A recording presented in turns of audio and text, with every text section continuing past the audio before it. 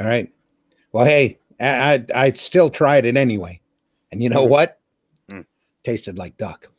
McDuck. Duck. Yep. Little greasy, but it was okay.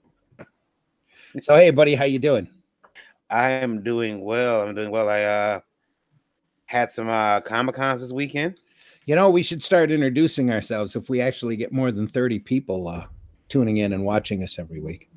They don't go, who's that guy? Who's that crazy dude? You know? That would be nice. It would be. We should have some sort of opening. And maybe I'll get a oops. If you do, don't make it too long. Those are so obnoxious. People who have 30-second openings. You know, bum, bum, bum, bum, bum, bum, this big production number going on just drives you nuts. Yeah. But hey, welcome everybody. That's Varian, Grant, Last Call Comics, Indie Vault Radio. That's right. It's pleasure to be here with everyone again. Lots of publishing weirdness. It's all good. Yeah. A pleasure to be here with everyone again this Tuesday. This is like our fourth one in a row. Yeah. So we're going to try to make this a habit. So if you want to swing by, or when you're listening, it's usually Tuesday nights, usually about 9 o'clock or so, maybe shortly after. All depends on how fast we can get all of our equipment to work. You know, banging it on the side and everything in order to get it rolling. But Randy, I sent you the link to post. Oh yeah, thank you. Mm-hmm. While I do that, I'm Randy Zimmerman. I do crazy publishing things as well. Used to do Flint Comics for quite a while.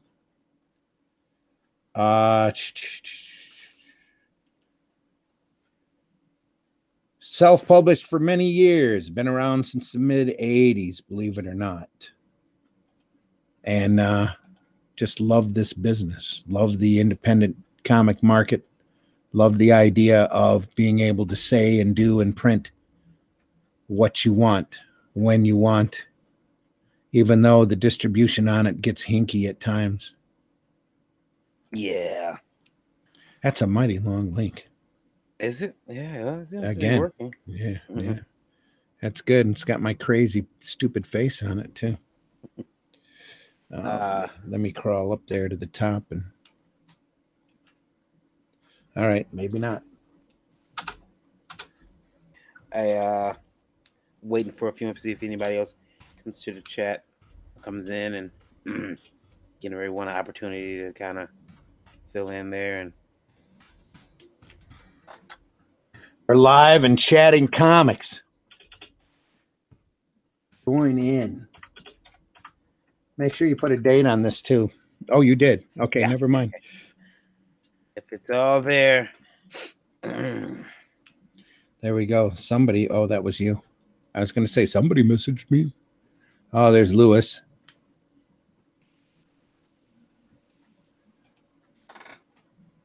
That photo of the Mackinac Bridge, is that ice or rocks? Ice. Period. Still. Here. Be great for your Indie Vault Radio people. Hello, Indie Vault Radio people.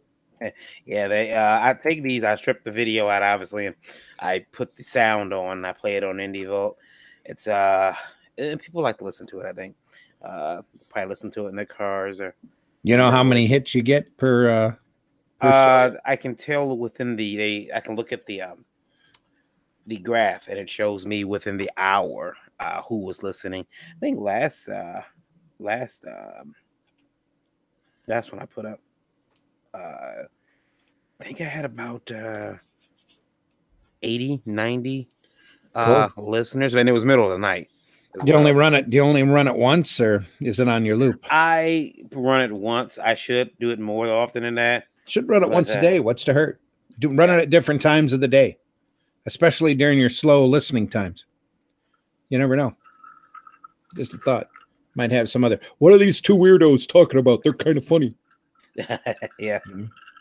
So Randy, today's drink, by the way, is a combination of Kraken and Diet Squirt. So, it's all good. Figured I'd start it off by saying that a couple of conventions over the weekend. I was at both of them. I don't know how you did that. Yeah. Oh, Zoomed all the way down to Columbus. That's a 4-hour jaunt. yeah. Yeah. We We did Flint, which is your show. the Flint Comics Con. Yeah. Flint Comics Con. It was good. It was good. The 10th anniversary of the show, Hey, celebrating 100 issues of Flint Comics. 100 issues, 1,000 or 1 million copies printed. Yeah. So, yeah, well, I just stopped by for the debriefing. I always do that the following open day on the market. I stop in for a debriefing to see if there was any problems that you know need to have any attention. Everything was smooth. They were more you know, they were more unhappy with the race people. I guess they had some problems with them that they wouldn't get into, but it wasn't any of my business anyway. And they made sure that it wasn't any of my business when we tried to get some cross marketing done. So, but anyway, at the one lesson I pulled from the show was that I know for sure I can sell the hall twice over, which I did because all of the big guys ran down to Akron for a 2-day Gem City Con. All of the big vendors, that is. I had lots of artists, good artists there that were good. Bill Mesner-Loeb stopped by and had a table, and he did really well, apparently, and everybody that I've talked to did really well. One guy wasn't extremely happy. I think he cleared his table money, but he was selling kind of garage sale type stuff at high prices. So he said that he'd come back as a spectator, but he doubts that he would vendor there again. And I'm like, well, that's okay, dude. Whatever. I got plenty of people there. Plenty of people were happy. I know Alan made money, especially Alan must have had a good time considering how much trash he left on the floor. But I got some comics from him. I didn't get around to all the vendors, which I was sorry not to do because this guy I had back in the corner, I started going through his stuff. He had awesome stuff. I bought a couple of quick things that I've always wanted to have. First editions, All-Star 3, you know, first issue not first issue special. It's the treasury size, the reprint edition of All-Star 3. That's All-Star 3 is one of my favorite comics of all time. It's the first superhero team where they grabbed independent people and, you know, brought them together as the Justice Society. And a book by John Richardson, a comic, fanzine mostly. It's a magazine size comic that John Richardson had done. John Richardson was an old-time illustrator, very much in the Vern Hogarth tradition, that he did of Elric, of Melnibone. It looked like it was, I had never seen it before. It looked like it was kind of a pirated edition. I hope he got clearance from Moorcock to do it, but it looked really pretty, so I couldn't help but buy it. But I wish I had had more time to go through a lot more people's stuff. I did pull out a bunch of really good reading comics for door prizes for our next shows. So when you're up in Saginaw, you're going to get some awesome old comics that are really good. Burn, Fantastic Fours. Hey, somebody else is here. Who's Ashton? Yeah. We got Lewis Rankin. And you guys there? Yeah. It looks like Ashton is in. Did I print the wrong thing? Oh, is that Trico? That's not. Yeah, Trico. it is. It's Trico. Yeah. Trico, you need some better lighting on you. Yeah. Yeah, to turn on. Oh, he doesn't have his headphones on. It doesn't look like. Are you there? Can you speak? Yeah. Can you hear him? I can't hear him. Yeah, I can hear him. I can't hear him. You. Maybe it's my equipment that's bad. Holy crap. It very well might be. Do you need to log out and come back in? I might need to log out and come back in.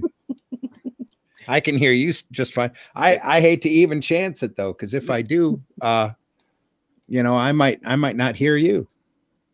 Yeah, we'll do the right things down and hold it up to the screen. Like, yeah, that won't work either. I'm stepping out. I will be right back. All right. I do want to be part of the conversation. All right, we'll be here. I seen Eric came in. How you doing, Eric Hodson? Dreaded Dinosaur, and Lewis is watching, and now we have Trico joining in. Trico, how has it been this weekend? How are you? Oh, yeah, it's a night, you know. Had some car issues Sunday night. So the car is still a thing, and then trying to get everything done while trying to fix the car, and then I don't know, I had to give up on it. I'm like, I gotta take it to my buddy, and you know what I mean, spending too much time and energy on it, and wasn't getting anywhere. I couldn't figure out what was going on with it. I think it's probably an electrical thing because I tried the starter, ignition switch, everything. It just won't. It doesn't even try to turn over. So, is this the hearse you just bought? The hearse? Oh no, Okay. the hearse. Yeah, no, it's like my personal car. Okay. You and I, we were in it. We came up like I went up to Bay City Saturday. Was there all day Saturday. Went to the Flint Comics Con. Saw you guys. You know, we drove home from there. Everything was cool. It started up. You know, and then was it Sunday? I went to Meyer and then went to Kroger to do grocery shopping. And when I came out of Kroger, it wouldn't start. Like it was completely dead. I'm like, oh man, it's probably just a battery. I'll swap out the battery, you know.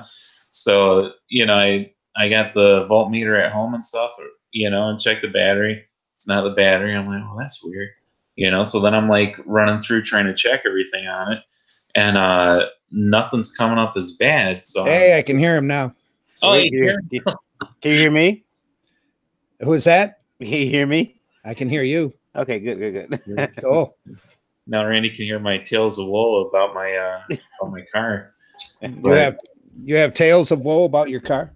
Yeah, I've been dealing with car issues the last couple of days, so it's been I don't know.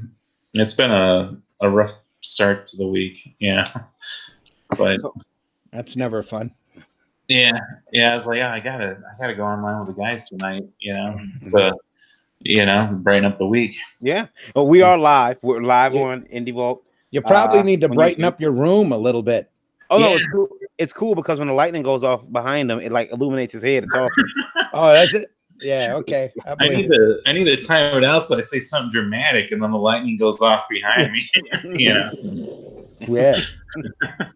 So we are live, and we were talking about the Comic Cons. Randy just had Flint Comics Con, it was a really nice show to be at this weekend. Had a lot of fun. Got a chance to meet a couple of people. Bill Mesner-Loebs, Robert Marzello. I was there. Of course, Randy was there. I got to meet Bob Brown. Bob Brown, you got to meet Rob. Right? Dave Brown. Dave Brown. Sorry. Yeah. And Randy will know what this means, but I got a picture of the white buffalo, and it will be mine forever. I'm framing it. A magical, elusive white buffalo that we should probably use as an icon. It was. I had to get it. It was my mission. I did it. Success. Gonna put that on the wiki page? Perhaps. I think you should. Let's see what happens. It's a magical white buffalo, Trico. Magic. Awesome. It's magical. Can't believe it. I expected my device to burst into flames when I got the picture. There you go. You're lucky. You're lucky. Somebody in a black suit with a black tie didn't show up and break your camera. Pop some dildo looking thing in front of your face with a big loud flash. We have that would make for a great adult porn, wouldn't it? Men in black. Rip off. Look at the dildo. This week we had we woke up. Was it Sunday? Was it Sunday? I can't remember what day it was. Oh no, it was yeah, they all blend together. It was yesterday. It was Monday if you're talking about Davis. Yeah. Woke up Monday to announcement that Michael Davis. Sorry, Michael Bill Davis. Bob Davis. Just call him Bob. Yeah. Everybody's a Bob today. Bob. Michael Davis had passed away. Michael Davis is one of the founders, or the founder of crap. I'm drawing a blank. That's what we can do whenever we don't want to refer to anybody by name. They'll be Bob. Okay. Of Milestone, and he passed away. But we found out that he indeed did not pass away. He had been hacked. Was a big death hoax. He says he believes that he knows who did it. So we did not lose a comics legend, which made me really sad when I thought he was dead. Or sad because I've watched the superheroes that Kirkman did. Mystery Behind the Superheroes or whatever the name of that program was. Secret history of comic books, as told by Robert Kirkman, who knows all and sees all, and tilts everything towards his windmill. Yes. I tell the milestone episode is the only good episode out of that. But they cover Michael Davis in there, and you've made it, Trico. I think you'd agree. You've made it when they fake your death. Yeah, I'm still waiting for someone to do that.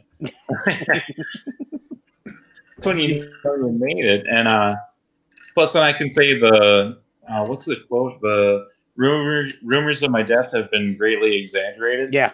I can finally use that line if someone will fake my death for me. I'm dead. And it was the way they faked his death. They said he took his own life on his birthday. So I posted oh my, God, Michael Davis passed away, with the suicide prevention number. And then to find out that he hadn't done that, you're relieved, but at the same time, you're kind of like confused as to why someone would, do a hoax like that. But damn hackers. Yeah. That's what it is. Yeah. Who and to target him, maybe he's quite opinionated. I'm not sure, but yeah, it's what we were saying. He's been around long enough to have expressed an opinion in the wrong direction to somebody and tick him off enough to hate him, to want to fake his death or swat him or whatever. Look at how this whole industry has just gotten so vicious and infantile. It's just amazing. Speaking of, let's see here, and I have to thank Trico for getting me home on Saturday. We drove home together. This car broke down, so the Varian curse. Yeah, it was a Varian curse. It was. I got home and the car was like, no more. I'm tapping out. Got up that next morning. Went down to Space in Columbus, Ohio. And how'd you get down there, Varian? I actually Uber. No, I didn't Uber. That's a hell of an Uber. I know.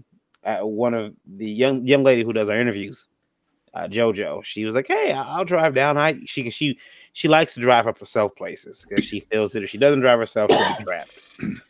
And that's good. That's good. Able to escape at any moment. Yeah. And there have been a lot of conventions. I wish I had that option. There's one. There was one in Columbus that I did take that option.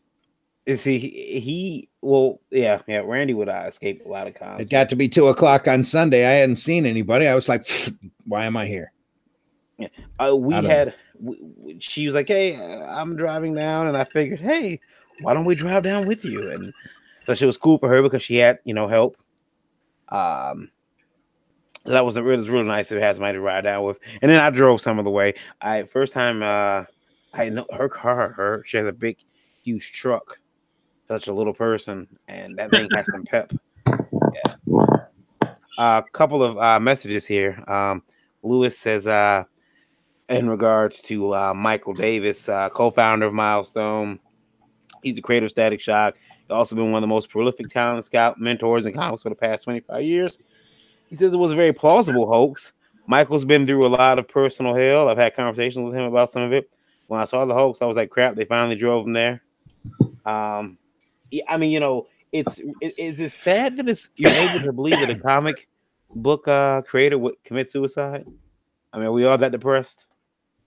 Wouldn't be the first or the last. I mean, hell, Trico's thinking about it right now, right? I mean, yeah, sorry. Some popped out, they won't notice. And I don't mean to make light of suicide, but it's like people, like it seems that there's a link between depression and creativity. That's true. And so anybody who would, think about wanting to take their life should reach out and try to get some help. That's a very permanent answer to a temporary situation. And you should try to get some help and reach out to family, friends, and there's numbers you can call. I don't have the number pulled up, but there are numbers you can call, and there are lots of places that you can reach out to get that help. Another big thing that happened this weekend started on Thursday. And this is the part of Indie Vault that's not very indie at all. But little bitty movie came out, little independent flick called Avengers Endgame. Never heard of it. Yeah. Endgame, amply titled. Yeah. From the way they're talking, this is it. Enjoy your marvels while you had them. Billions and billions of dollars for the opening weekend. They're saying no one will ever beat this particular record. Someone will do the better opening day, but they won't do, this quick to $1 billion. It's impossible. Not necessarily, but they said that because of inflation and that, it'll be a long time before anybody gets there. Well, here's the thing. They keep saying, I've heard this rumor. Well, not rumor. I've heard this viewpoint. Well, it's not fair. It's not fair that the Avengers movie is getting this money. They have more screens. They're showing the movie 24 hours a day, 7 days a week. If Avatar or whatever had those type of screenings, it would be, it will do better. Here's the problem with that. Avatar didn't have the demand that Endgame has. People are willing to wait until 3 a.m. to see Endgame. Whereas Avatar, it's like, yeah, I'll see it when I see it. Yeah. I know that doesn't make James Cameron very happy with me. But James Cameron listens to this podcast. Oh, yes, he does. I just got the phone with him and was it the other Eisner, the Disney Eisner. Damn it, we must have been on a conference call. Yeah, the phone with him, and he, so yeah, I want to congratulate Eisner and Feige. I just, I'll play golf with them Sunday, and on their job well done with that film. Do you play golf or do you just carry their bags? I'm gonna turn SAW and say that was racist. Well, no, don't even think that. I go for Bernie Wrightson for quite a few years, and I was happy to do it. Did you? Oh, hell yeah! They got out to San Diego because of it. I'd carry their bags just to sit in on their conversation. I'd happily carry their bags. I'd be like Rodney Dangerfield. They'd have a phone set up in their bag, and they'd get calls, important business calls from people all the time. Yeah. I'll see if Mr. Iger's in. Eric said he is more excited for Godzilla. We all have our loves, Yeah. Franco, what movie are you excited for?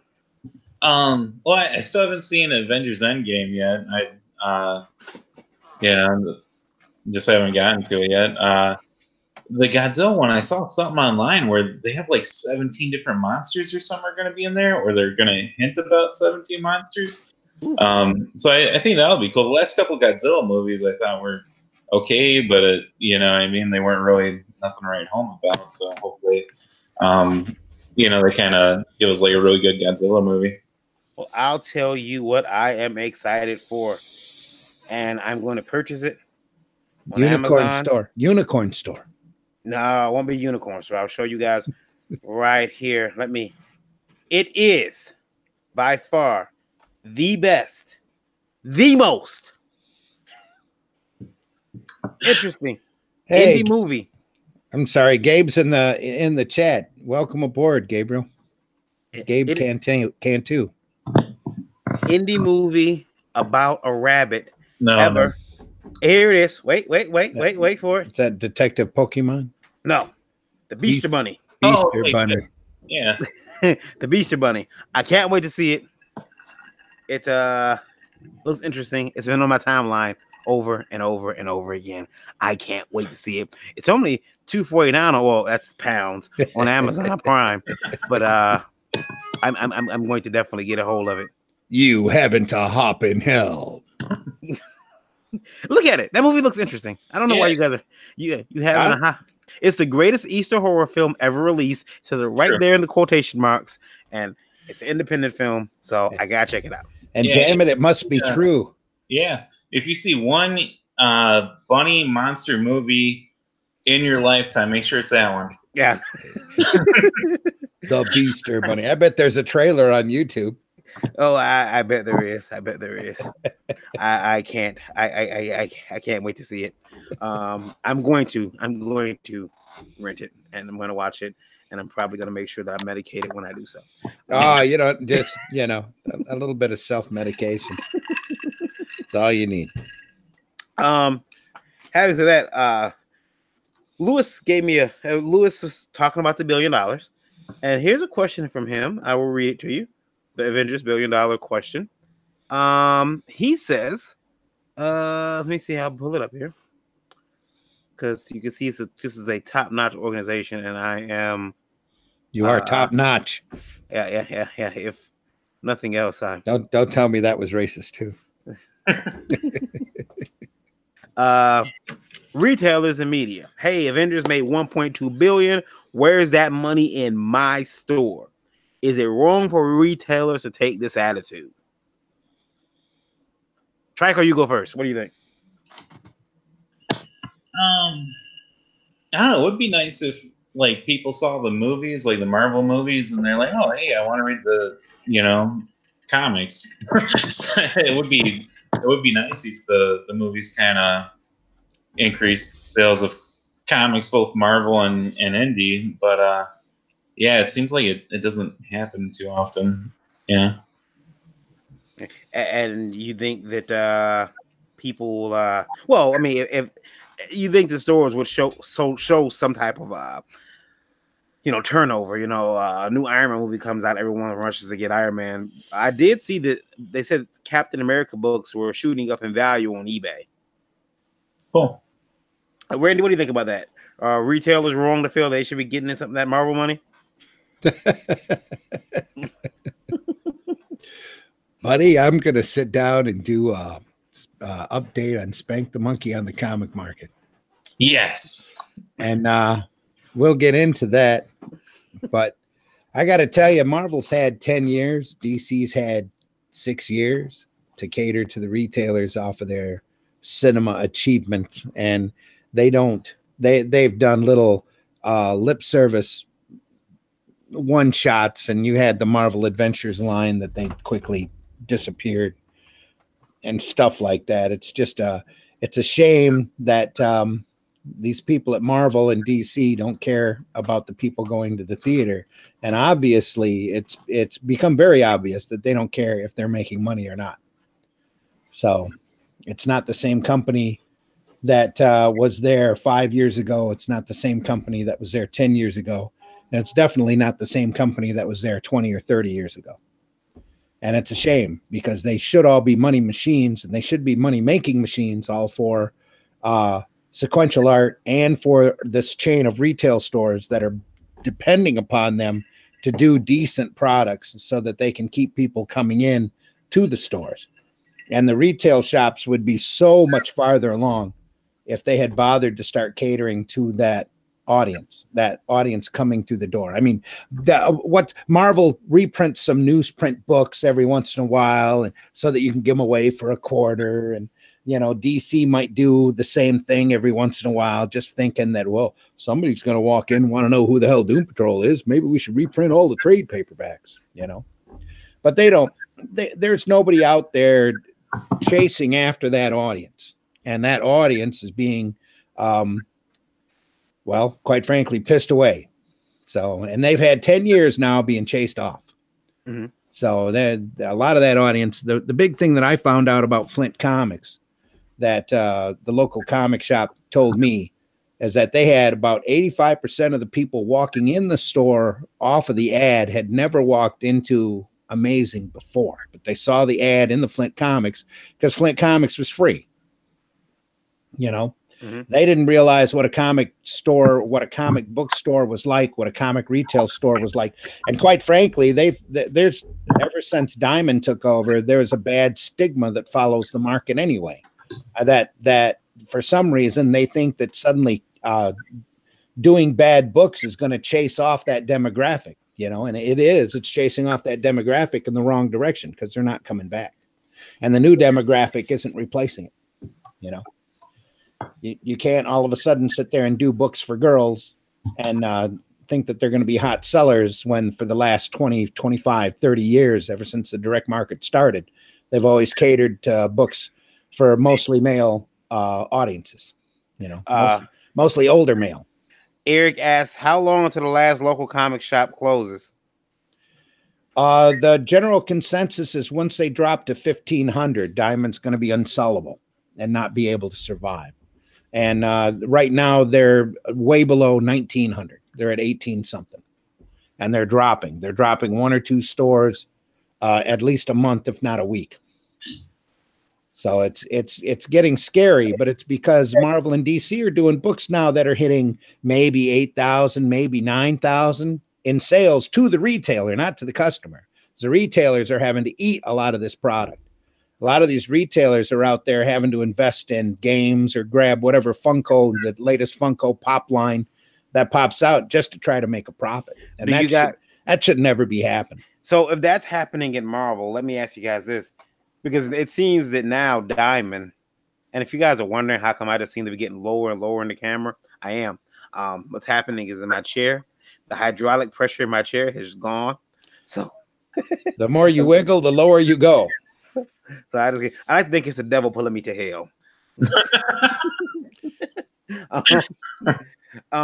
Well, no, buddy, if that was the case, you wouldn't be here right now. No. Do you guys think, because it seems that Diamond has been trying to turn to the indies lately and trying to pack their green section. For those who don't know, the indie section in the Diamond Previews book is green.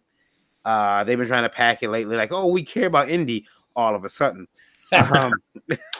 Is getting in, and since the rise of all the Indiegogo campaigns from all the different camps, is it important to, as an indie publisher, to get into Diamond anymore? Triker, what do you think? It seems almost like it's important in that it gives a certain amount of credibility to the indie publisher. But as far as making profit, you hardly make any profit. I think you make 35 cents. Like, assuming you order thousands of books overseas, so you're getting them at like $1 an issue. After Diamond takes their cut and everything, you're making what, 35 cents an issue, and probably maybe selling like 1,000 or 2,000 to Diamond. So I mean, it's hardly worth it. Plus, you're eating the shipping usually back and forth. So it's, I don't know, it's kind of more like just a way. It's kind of like you can say you're in it, and it kind of gives you some clout or something, I guess. But as far as making money, I don't think you really make any money being in Diamond. Randy, before you answer that question, Gabriel says the average moviegoer is probably more likely to get comics at the big box stores and not visit comic shops. That's true. But what's at the big box stores? You go to the local Barnes and Nobles, they have 5-6 shelves of manga. They have one shelf of Marvel, one shelf of DC, and all of that's disjointed, silly stories. The 1 of 6, the 2 of 6. Little disjointed continuity that they need to start. I don't want to say they need to start over, because they've tried to do that so many times incorrectly. It's not even funny, but they need to be telling a series of stories that makes the reader feel justified in buying those books. And a number of one shots, like DC tried to do a Brave and the Bold that I ended up catching at Ollie's, that I like to refer back to a lot because I stumbled across it. I picked it up because the artwork looked kind of goofy. It was all Filipino artists, but I'm pretty sure it was all Filipino artists. But the writer on it was Straczynski. And I said, well, Straczynski, I love Babylon 5. So let's see if Straczynski's learned how to draw or learn how to write comics yet. Because a lot of his Babylon 5 comics were horrible. And the stuff he was doing for Image was really bad, really disjointed. The stuff that I had read that he had done in the past for Marvel just could not keep my interest for nothing. But these Brave and the Bold stories were works of genius. They were amazing pieces, one shots that were just incredible. The whole book, there was 6 stories in there. Every last story was a winner, and it was a memorable winner. It was a award-winning level work, but you don't hear about it anywhere. These are the stories that DC ought to be reprinting in their 100-page spectaculars or circulating through Walmart. They're that good. Instead, they're having to go through, and I'm sure you wanted to talk about this, they're having to go through and reprint Michael Turner material and flatten out the back ends and add bigger shorts to all the girls.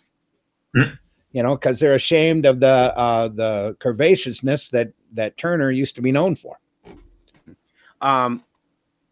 Favorite Babylon 5, is that B5 Babylon 5 character? Babylon, they're the whole story is a favorite. Well, Eric says favorite Babylon. Who's your favorite character? I don't know. I would say Zathras. Zathras is my favorite character. I always liked him. He was cool. Can I tell you guys I never watched a single episode? I watched. Yeah, I believe it, because then you'd have laughed when I said Zathras. You'd have known who I was talking about. After that, it's Jakar. I remember the first season, Jakar gave a couple of just awesome preachy type speeches that were incredibly well acted. Well, very well done. That was the thing with Straczynski, is that he knew his actors, and they were old time. Most of them were old time actors, except for Garibaldi, who literally walked in off the street. I mean, everybody else was really a well-trained, mostly B movie or TV actor. And he gave them a lot of scenery to chew, and they chewed it real good. Trico, you watch Babylon 5? Yeah, I used to. What was the character? He had like the crazy hair and back where like the... That's a Minbari. That's Londo. Yeah. Him I liked. There was one time, I think there was an episode where he was at a wedding, and he's talking about dancing, and he's like, says something like, "My shoes are too tight and I forgot how to dance." Yes. You know, and you know, it wasn't just talking about dancing, it was just kind of about life, and I still use that quote all the time. There was a lot of Straczynski and a lot of Straczynski's philosophy that ran through that show. It was really good, because there's a lot of Straczynski in that show. You can tell that's a sign of a good writer. Mm-hmm. You know, and they can take what they're doing and transfer it into or how they're feeling and literally transfer that feeling into a story. That's just amazing stuff. And there's a lot of B5 that's very amazing. Real quick, back to that. I know we're kind of jumping all over the place with the censoring of the Michael Turner art. I'm pulling up some stuff on Twitter here. You know, not only they censor art, they also decrease the bust sizes. Oh yeah, of women. Well, you know, I can't blame them. I'm standing here from an editor's point of view. And again, like I said, that you go back to that period when comics were mostly aimed at a male demographic. So it was a lot of circle template days. And Michael Turner was an expert in curvaceous women, just like Frank Cho and Esteban Maroto. And, you know, there's a lot of these guys that are incredible artists that know the female form. And that's what they catered to. That was the demographic that made money back during that period. Shamefully. And that's what they did. Well, shamefully to an extent, but there's a lot of, see that's a thin butt right there, even though it's Michael Turner. Well, yeah, but then it got changed into this. An even thinner butt. Yeah. Granny panties. Yep. Granny panties. As an editor who edited newspaper strips, who put together newspaper strips, the decency standards in England are a lot different from the decency standards here in America. And I ran James Bond back when he was, you know, in his misogynistic period. So I had to go through and draw larger bras and G-strings, or well, bras in general and larger G-strings on a lot of the strips that we printed. I wanted to print the strips, but you know, here's a boob, there's a real thin G-string. And the one thing that you cannot have when you're doing books like this that are being read by a large audience is an angry mom. You can't have it, because one angry mom makes 5 angry moms, makes an angry mom mob. And pretty soon you are hip deep in angry moms. And I got to experience that enough when I was printing the paper just because I forgot to fill in a pasty and the bottom of a girl's boobie showed, and that was the size smaller than a postage stamp. And it had gotten up to, about a small mob of angry moms. And, I had to just hope it eventually it just went away. But that's not the audience that they want to cater to Walmart. But again, my big complaint about that, since we're talking on it, is that there are so many stories. DC's been around since the 40s. There are so many awesome Wonder Woman stories that they could be printing.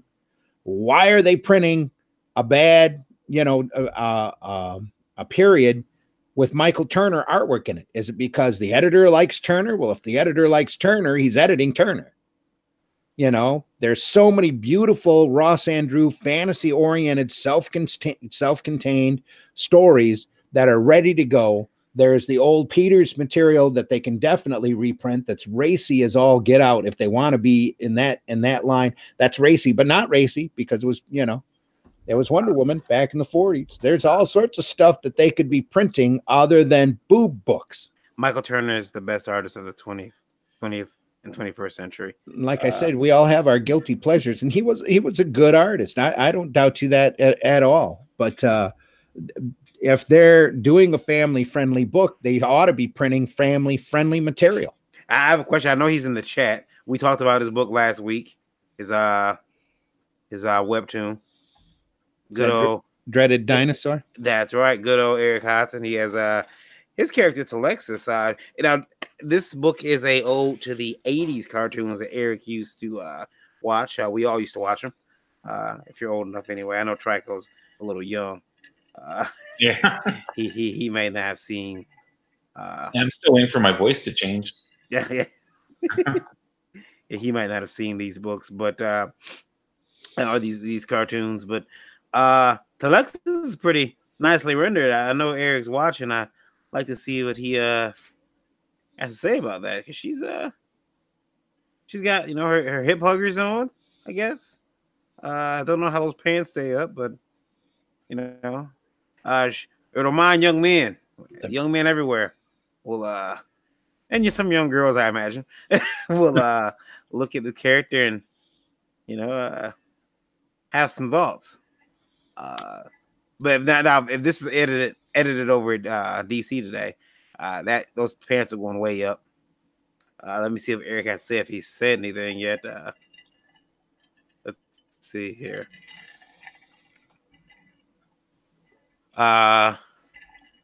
He hasn't said anything yet, but Lewis said the reason Turner is being used because it's Wildstorm, Top Cow, Aspen, nothing more, nothing less. Eric says about his art, she's a slave girl, not a land whale. She doesn't even have blue hair. I think she does have blue hair. Does she? I think so. Didn't she have? She's not a blue-haired land whale. No, she's. She does have blue hair. I'm sorry, buddy. Yeah. I'm sorry. I went back in the YouTube feed. Well, she's a blue-haired non-land whale. She's a dolphin. Dolphin. Right? Yeah.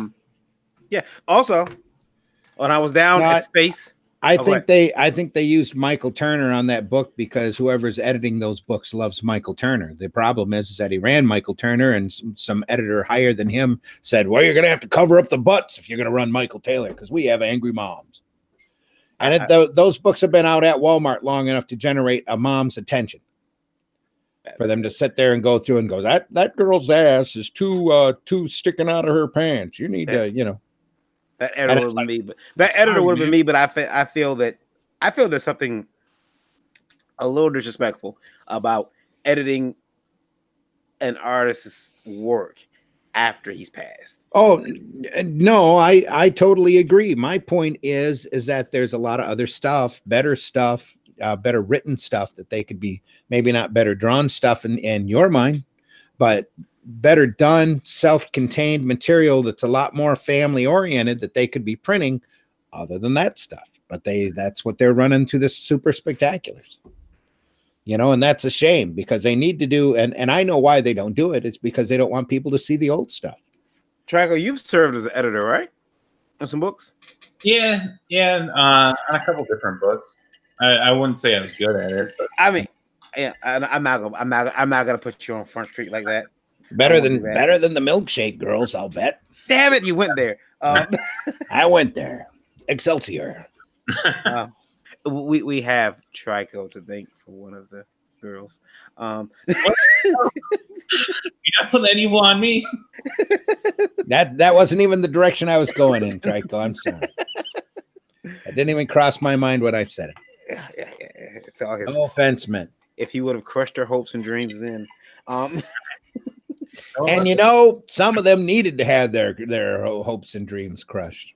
Okay? Yeah. At either that, or they needed to learn how to write and learn how to use a dictionary. Hell, I can use spell check. You know.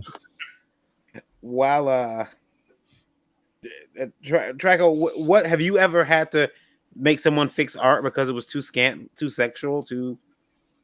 Nah, nothing really like that. There was one time I was writing a female character that was supposed to be ugly, and they kept on trying to make her hot, and I'm like, no, the character is like deformed, you know. And it was kind of like in the teen movies where, well, we'll just put glasses and put her hair in a ponytail. No, but the character is actually deformed. You can't just have like a hot girl with you know.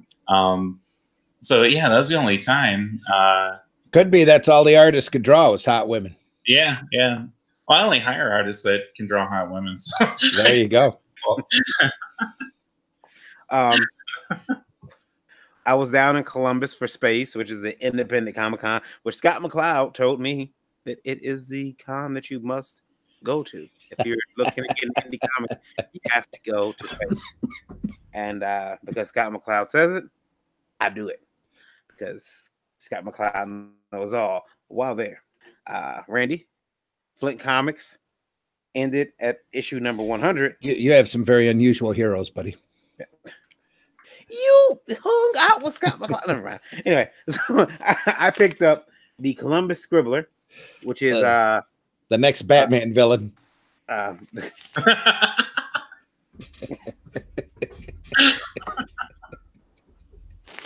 picked up the Columbus Scribbler because you know he needs a bigger rogues gallery. It's I am the Scribbler. It reminds me a lot of Flint Comics. He did fight a giant pencil back in the 60s, you know.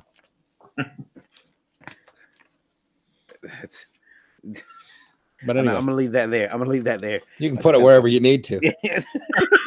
It's got an article about Bob Corby in it, who started Space. The one, the only 10 questions for Bob Corby. Is it? Yeah, it is. Sure is. I didn't even read what it said. Question number 1: where are your pins? Is it true you're making voodoo dolls of all of your enemies? Yeah. Yeah, I was hoping that he would have the voodoo doll there. And Randy, he didn't have the voodoo dolls. He didn't have them there. I really want it was going to be $1 for a poke. Yet I had to bring one home. Yet I had to bring mine home so that I can have it, so Monica can, you know, poke it whenever she needed to. Did you have you've been to Space Track? Have you ever been to Space? I went there a couple of years ago. I liked it. Seemed like a good con. Has anybody in the chat ever gone to Space at all? I'll catch up on that. I've been in space once. Dreaded Dinosaur says Jim Lee won't print the old stuff. In regards to the reprints of Michael Turner. Gabriel said, I had a mom complain to the middle school I worked at about a single panel in a how to draw comics book that had a girl with pasties. Oh yeah. Lewis says, well, let's not pick on the milkshake because they're crushed under the quesadilla, Barf Sword, and Dumblebliski. I can't, yeah. And then Ted's never gone to space, and Eric has gone to space as well. So we're all astronauts here, except for Ted. We all need to get out more. We should make a road trip next time. Yeah, we'll all go together. It's not competing against one of my shows again.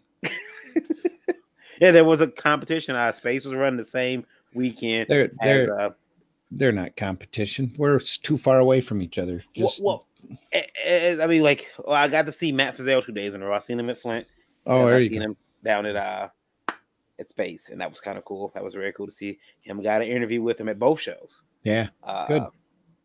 And that was fun. That was fun. But I'll tell you this: I did not realize that shows were on the same day until you brought it up, and it saved me some money because I had to get a hotel.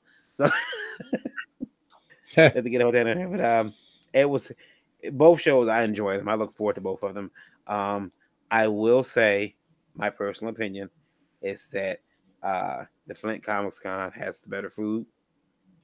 Oh yeah, It's in a farmer's market though. yeah.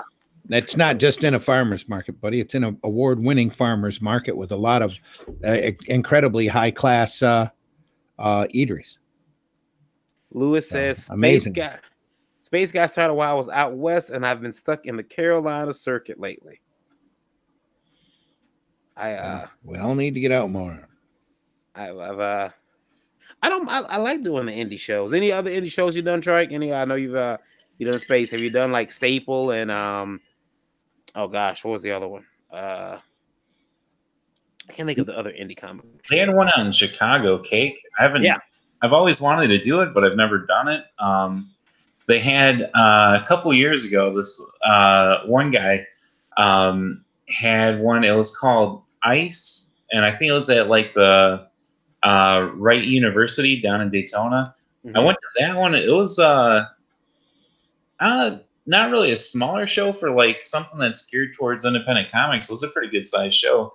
That one was pretty good, but like a lot of first year cons, I think it went one, like the year I was there, maybe the year after, and then it kind of died out. But I don't know, some of the little independent show cons I like because people go there knowing that there's going to be indie comics, and they go there looking for indie comics, and you're not there trying to compete with like Funko and cosplayers and everything. People go there to buy indie. Yep. Randy, speaking of Colleen Jenkins says great food. And I believe she was referring to the Flint Con. Can't be beat. Lewis says Cake Ape. Seattle has one. Mocha and NYC. And there's a lot of independent cons around the country. But again, Understanding Comics said that you must go to Space. So I go to Space. Thank you very much. I like Space. That's fine. Space is a great show. It's a lot of fun. You see a lot of unusual things there. It's all good. Yeah, I got a chance to see some original American Splendor artwork, which is awesome. I think I'm going to watch American Splendor. In fact, our new interview girl, she has no idea who Harvey Picar is. And what? I spent 30 minutes on the way home explaining to her who Harvey Picar. It's always good to get them when they're fresh and young. Teach them the good stuff. I'll tell you a funny story about the girls very quickly. So the microphone system that we have for IndieVolt runs on batteries, so the wireless microphone, 9-volt batteries.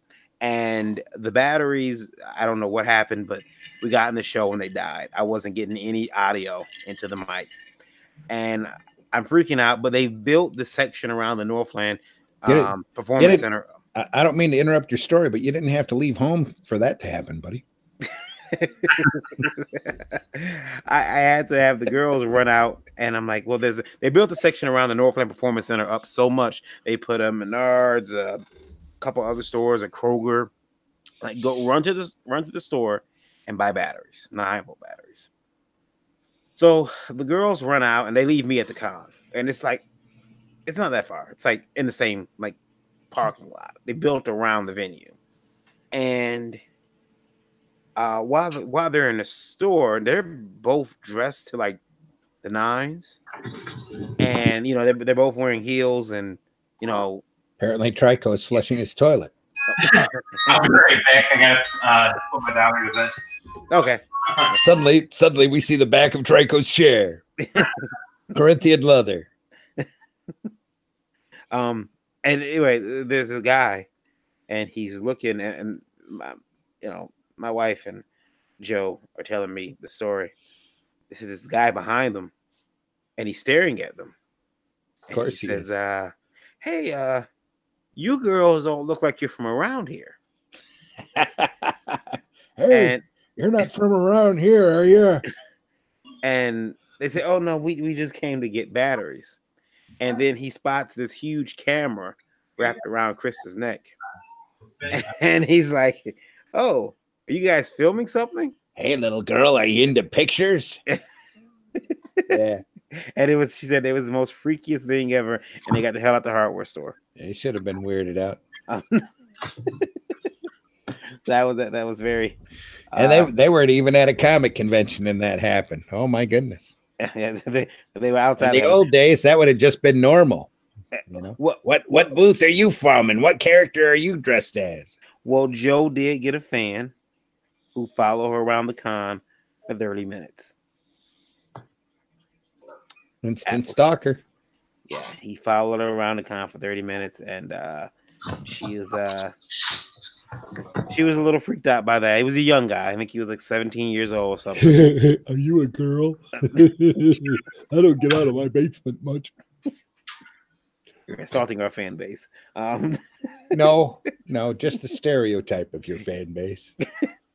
We had a good time at that show. We had a good time in space. Came back home with con flu. Con crud. Yeah, con crud. Yeah, Kurt Kolka come down with the same thing. I just read it on Facebook earlier. Yeah. How about you? I don't know, Trico, are you back? Yeah. I had to get my daughter going to bed, and I had someone trying to call through on my phone. Don't they know you were on Indie Vote? Exactly. Nobody knows except for a small few, a small gifted few. We have 9 watching right now. Welcome everybody. Yeah, they should know that you. Let us know who you are in the chat. Nothing is more important than that. I also booked a couple shows, more shows. I didn't book them. My wife books them for me. I will be attending Newaygo County Comic Con again this year. Newaygo County. So if you happen to be up in Newaygo County, definitely stop by. Yes, there is a Newaygo County Comic Con. Those things spring up everywhere. Last year's. Somebody's in trouble. YouTube Live, I'll have you know. So then just a second. No, I have 9 fans listening to me talk. That's right. Yeah. my daughter's heckling me about, she can't handle having a fan as dad. They're talking to all 9 of them. Yeah, same thing with my wife. She can't take me anywhere. She tells me over and over again. We were up in Mackinac City one time, walking into a dark park of all places, dimly lit. Guy comes walking by. Hey, are you Randy Zimmerman? The wife throws her hands up in the air and goes, "Oh my God, I can't take you anywhere." It turned out to be a guy I had printed back when I was doing Arrow Comics. So way long time ago. I didn't even recognize him, but it was cool to see him. I try to name and drop you guys as much as I possibly can to get free stuff. What are you going to get free from me? Try that in the drive-through line. Hey, I know Randy Zimmerman. Who cares? $2. Well, the Randy Zimmerman can get you pretty far in Flint. It get you pretty far. I mean, that's all news to me, bud. Yeah. So you're not using your celebrity right. Apparently not. Well, obviously not, because I shut Flint Comics down. So because it wasn't making me any kind of even break even. So Lewis says, in addition to the death hoax with Michael Davis that we spoke on earlier, Tom King, writer for DC's Heroes in Crisis series, has received death threats. Yeah. Which is insane, because why would you threaten a guy who was former CIA? Tom King was former CIA. That's what Lewis says. Colleen Jenkins says, "It's me, Ralph. Ghosting is my daughter." So it's me, Ralph. Ghosting is my daughter. Hey, cool. Hey, Ralph. We have a Randy. See, I knew Colleen Jenkins sounded familiar. He says, Ted says, Randy, did you charge him for an autograph? Did I charge who for an autograph? I believe the guy who came to you said, "Hey, aren't you Randy Zimmerman?" You should. Oh, no. I don't charge for autographs. I don't care how big I get. I'll never charge. Charges. I'm not charging for an autograph until I see it on eBay and see that somebody makes money off of me. Then I might start charging. But there are Spank the Monkey books on Amazon. I'm no Neil Adams. $12. Yeah, but that's not because I autographed them. It's because they're a damn fine comic. How about you, Trike? You got anything on Amazon people are selling? You can't believe? Oh, I don't know. Usually I get messages wanting people want me to reimburse them for buying my books. And they getting sued for, pain and suffering from having read my work. I get my money back off of your book. See, that's why I've been giving it away for free the last 10 years. Forget that. No refunds. How much you pay for it? Nothing. Okay. Just throw it in the recycle bin, dude. Give it to your parrot. Let's see. Well, it's not that hard. Check this out, fellas. I mean, you guys will get a kick out of this. Do it for Randy. So I don't have to do it for myself because it doesn't happen for me. I'm not that spectacular. But look at there on Amazon. Going for cover price. A shot of history with Trico Luckins, Stephanie Menard, Alter Ego Volume 1. What else we got here? I just want to jump away just for a second on a side note. Lewis Renke noted in the chat, yes, Randy, he's served in the CIA since 2004. Lewis, you never leave the CIA. That's the way it works. You're always there, even if you're working undercover. So that makes me want to go out and read Tom King's material with a little bit bigger magnifying glass. Just saying. Does CIA even exist? Only to the NSA. There's a reason that Gitmo is down there. So Trico, here's all your work, I think. Awesome. Not all of it. Were you on Savant #1, Trico? No, they a lot of those guys like seeing their name printed on shit. So when I was still with them, they would put my name on books as managing editor, even when I haven't read it before.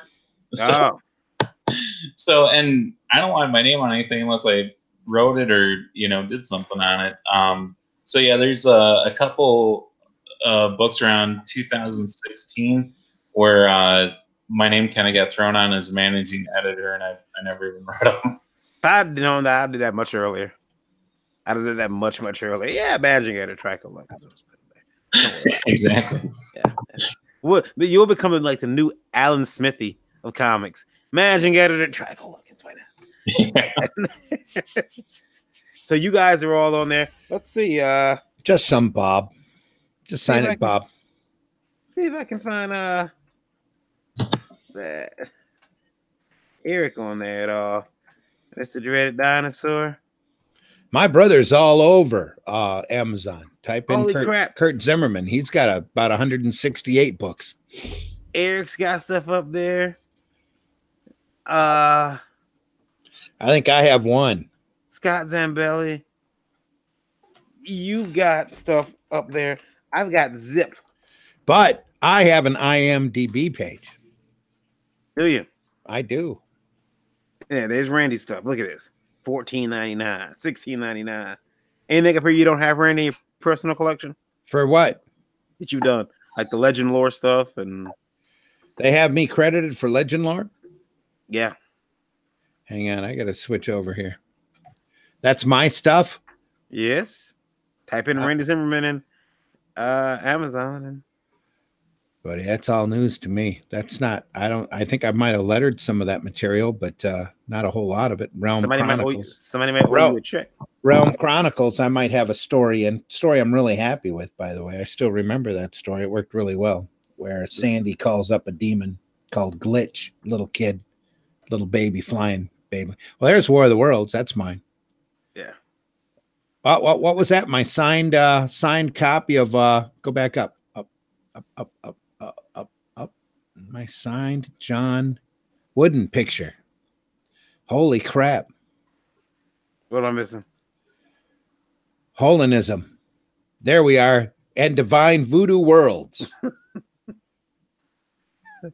That's Randy Everest. No, that's your pen name? That's Dean Zimmerman's anti Molinist, whatever. Photo for Randy Zimmerman. Best wishes. What was that? That wasn't me. $106. I don't even know what that is. It says it's for me. I want to know why is everyone else on Amazon and I'm not? That's your fault. I pay for Amazon every month. I don't mean nothing. That just means you can watch Journeyman whenever you want to. Colleen, that just makes me jealous. Well, Ralph says, where are those royalties, Randy? Ghost Editor. I'm trying to see. Diego Tango says, "Sup, dudes? Hi, all. How you doing, Diego? How are you this fine Tuesday evening?" I only get royalties on War of the Worlds, and Eric is very good about paying those. And it's not hardly anything. So, and it's mostly all digital. So I'm lucky if I get $8 to $16 a quarter. So that's a happy meal. But that's how well digital goes, apparently. How about you, Trico? Are you still getting those sweet royalties? Yeah, I think the last quarter I got $4.44, and everything was digital. Bingo, bango. Yeah. Nice royalties, man. I personally never got royalties either. Actually, not to lie. When I was a kid, I used to do commercials and do a lot of modeling, and I did get a check when I was 32. They reran one of my ads, a print ad, for all those Huggy commercials. No. Thank God, no, not those. It was a print ad for Kmart. They reran it, and I think I got like $200. Wasn't bad. $200, I spent it quite quickly. How come you don't have an IMDb page? Because I didn't have. I was never for them back then. I guess we never had one. I should have an IMDb page though. I mean, I've done a couple of guest spots here and there. Maybe I'll create my own. And I didn't build mine. It just suddenly popped up there. Really? Yeah. And I haven't done anything in the last that was IMDb worthy. The last I should have made it a point to get my face out there in front of that Treehouse Masters episode when they come out to build the treehouse at the nature preserve, but I never did. I'm in there for like 3 seconds. Yeah, my wife had to call me and tell me, "Hey, Randy's on TV. He's on Treehouse Masters." And yeah, blink real fast. You'll miss me. I'm there. I'm gone. So, yeah, but my work's there. That's what was most important with that job. That's the work was there. I'm still working on that. Those signs. I just sent the first half of them in for them to print today. Lewis says, unless you have the Arrow stuff I edited for Randy, Amazon is oblivious to my stuff, which is okay. There's no Arrow stuff on Amazon. That unless it's stuff that Gary Reed owns. None of the third Arrow stuff is anywhere. Except for my basement. If you want any, let me know. I'm gonna come over and get some of those old Arrow books and read. Apparently, they're quality comics. We should have a party. We'll have a comic reading party. We'll go over and we'll read all your comics. We'll need alcohol though. You'll be here for a while. All of my personal comics, yeah, you'll need alcohol. As I shift through the stuff at my desk and I come across all these old bills, one marked urgent. I have a question for you guys. Question sent in. Let me see here. It was on my Facebook. There it is. Can a person make it Can they feed their family? Can they pay their bills making indie comics today?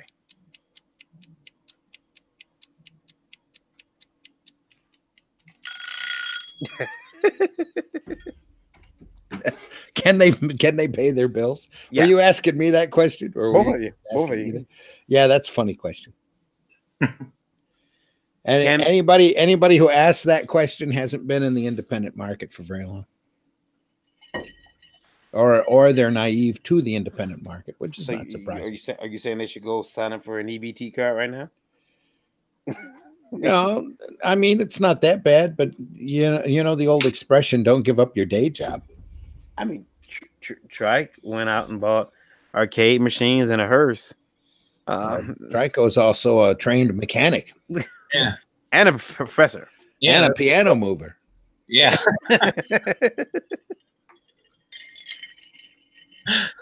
Not to mention the number of years that he studied ballet. Exactly. Well, Yes. you guys both teach. See, I don't have the I won't even teach my son. So you guys have a lot more patience than I. Teaching's a blast. It just took me about 10 years to realize it.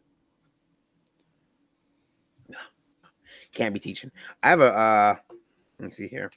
It's all a matter. It's just like this. It's all a matter of getting comfortable talking, Mhm.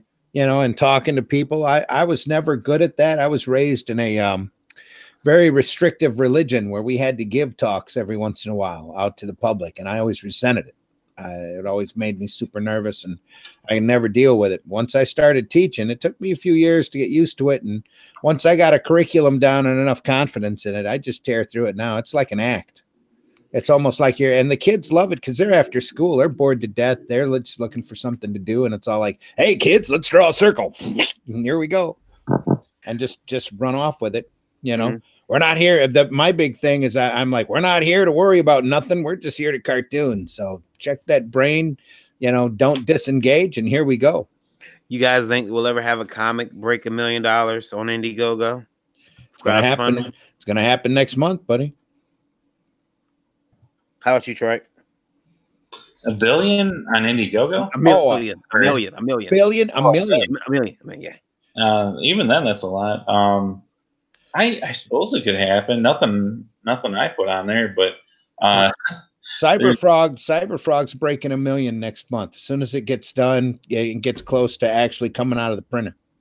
They're going to he's going to do a major push on it, and boom, he's going to clear $1 million. There's another guy out of Brazil that's doing a book, Icarus, named Icarus. I think it's a Kickstarter campaign. He's really close to $1 million American. And a lot of these guys are sitting there wondering who in the world was that guy. But boom, you know, he built up a huge Instagram following, said he was doing a book, and he made a ton of money right off the start. That's why I think Ethan's come back and done multiple reprintings of Cyberfrog, is because he doesn't want to get bowled over by this guy. Nobody except who's got some girls who have Instagram have heard of him. But that's what you have to do. You know, that's you build up that recognition, and boom, you make a product, and you show people you have enough talent. You get enough people that realize you have enough talent, then you put out a book with your talent. I'm looking at the books on Indiegogo right now. There are some awesome books out there all of a sudden for crowdfunding. Ever since Ethan sprung up and started doing stuff, holy crap, there's been some incredible work. We got Lone Star Soul of the Soldier at 47,000. Hero Blood of Patriot. That's 3 days into that campaign, by the way. Wow. Oh, you look at it. Look, is it 3 or 2? It's not very 25 long. 25 days left. Yeah, there's 5 days into that campaign. Then he's at 47. He's going to clear 100. Let's see here. I'll let you guys take a look. There's also I showed you that Bigfoot Bill book. That Bigfoot Bill book is unbeatable. Hero Below the Patriots, Green Knuckle Material comic book pre-order. Randy's tree. That's not my tree. It does kind of look like Dendro the Defender drawn by a junior high school student. I didn't say that. I'm sorry. He's got a style. I should be nice. Why Faith? Is that Bonneville? A spooky adventure begins. You know, when I think of spooky adventure, the first name that pops into my mind is Bonneville. He said sarcastically. Why Faith? A comics anthology. That looks interesting. How much money is that pulled down? What? What you talking about? Go back up. Up. Oh, up and away. Okay, yeah. That's made a whopping $3,000. There you go. When did that start? Well, 46 days are left on it. It's a year-long campaign. The Case of the Littlest Umbrella. Oh, that's Umbrella Guys, right? Yep. 55 Umbrella Guy. And, you know, somebody just invested in that yesterday. Cujo presents the Black Book. Any book that picks on blue-haired land whale, all of a sudden, I need to invest. Pink Wing and the Prime Controller. Packin's Land Omnibus. You want to see an awesome product, type in Long Harbor. Holy crap, that book is amazing.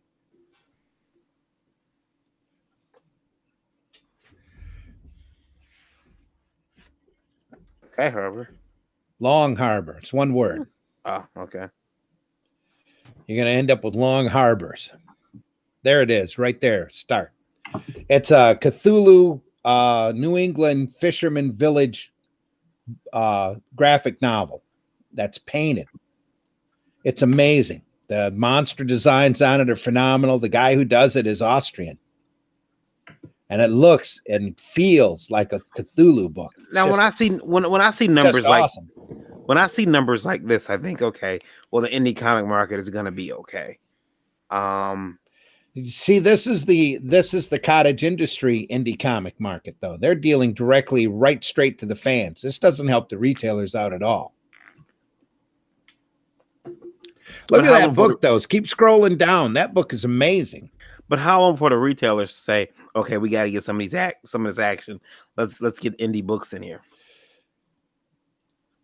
Doesn't make sense for indie guys to even go to retailers. I don't know how they're going to get that unless somebody sits down and collaborates these companies, and these books are all going to become companies, and coordinates them enough to do collections or whatever. See, because I could see this being serialized. Look at how pretty that looks.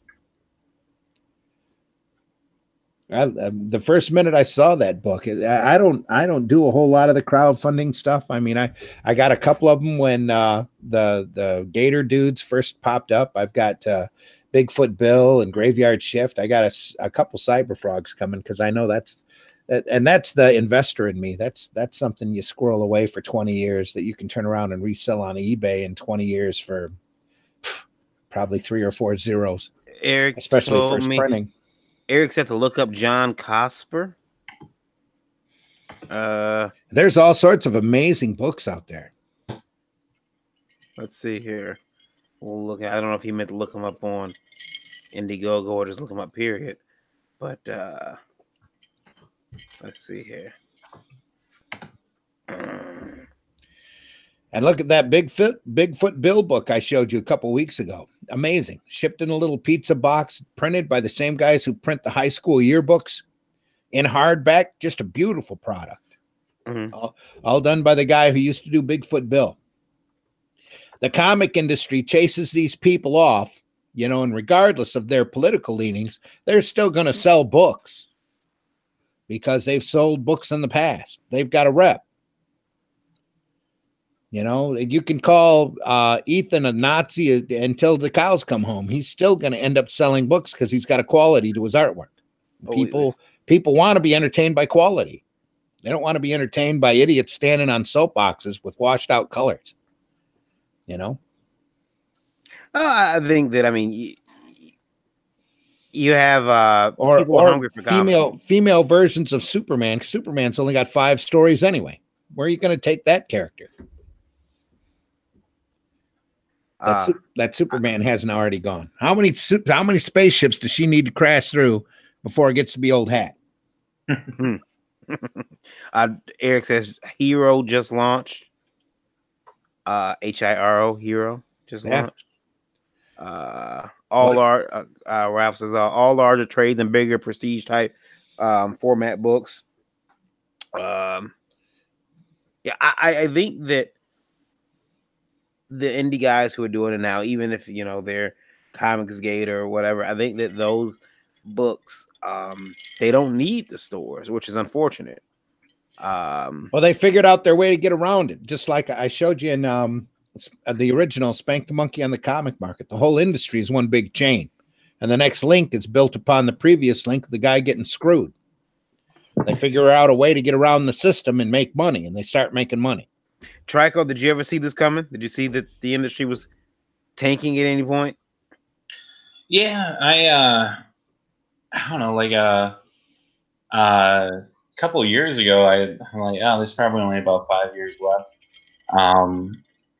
So I don't know. I think there's probably a few years left and everything, but I think it's going to be tough. It's getting tough on the retailers. I think a lot of the crowdfunding stuff is going to be like the saving grace for like a lot of indie comics.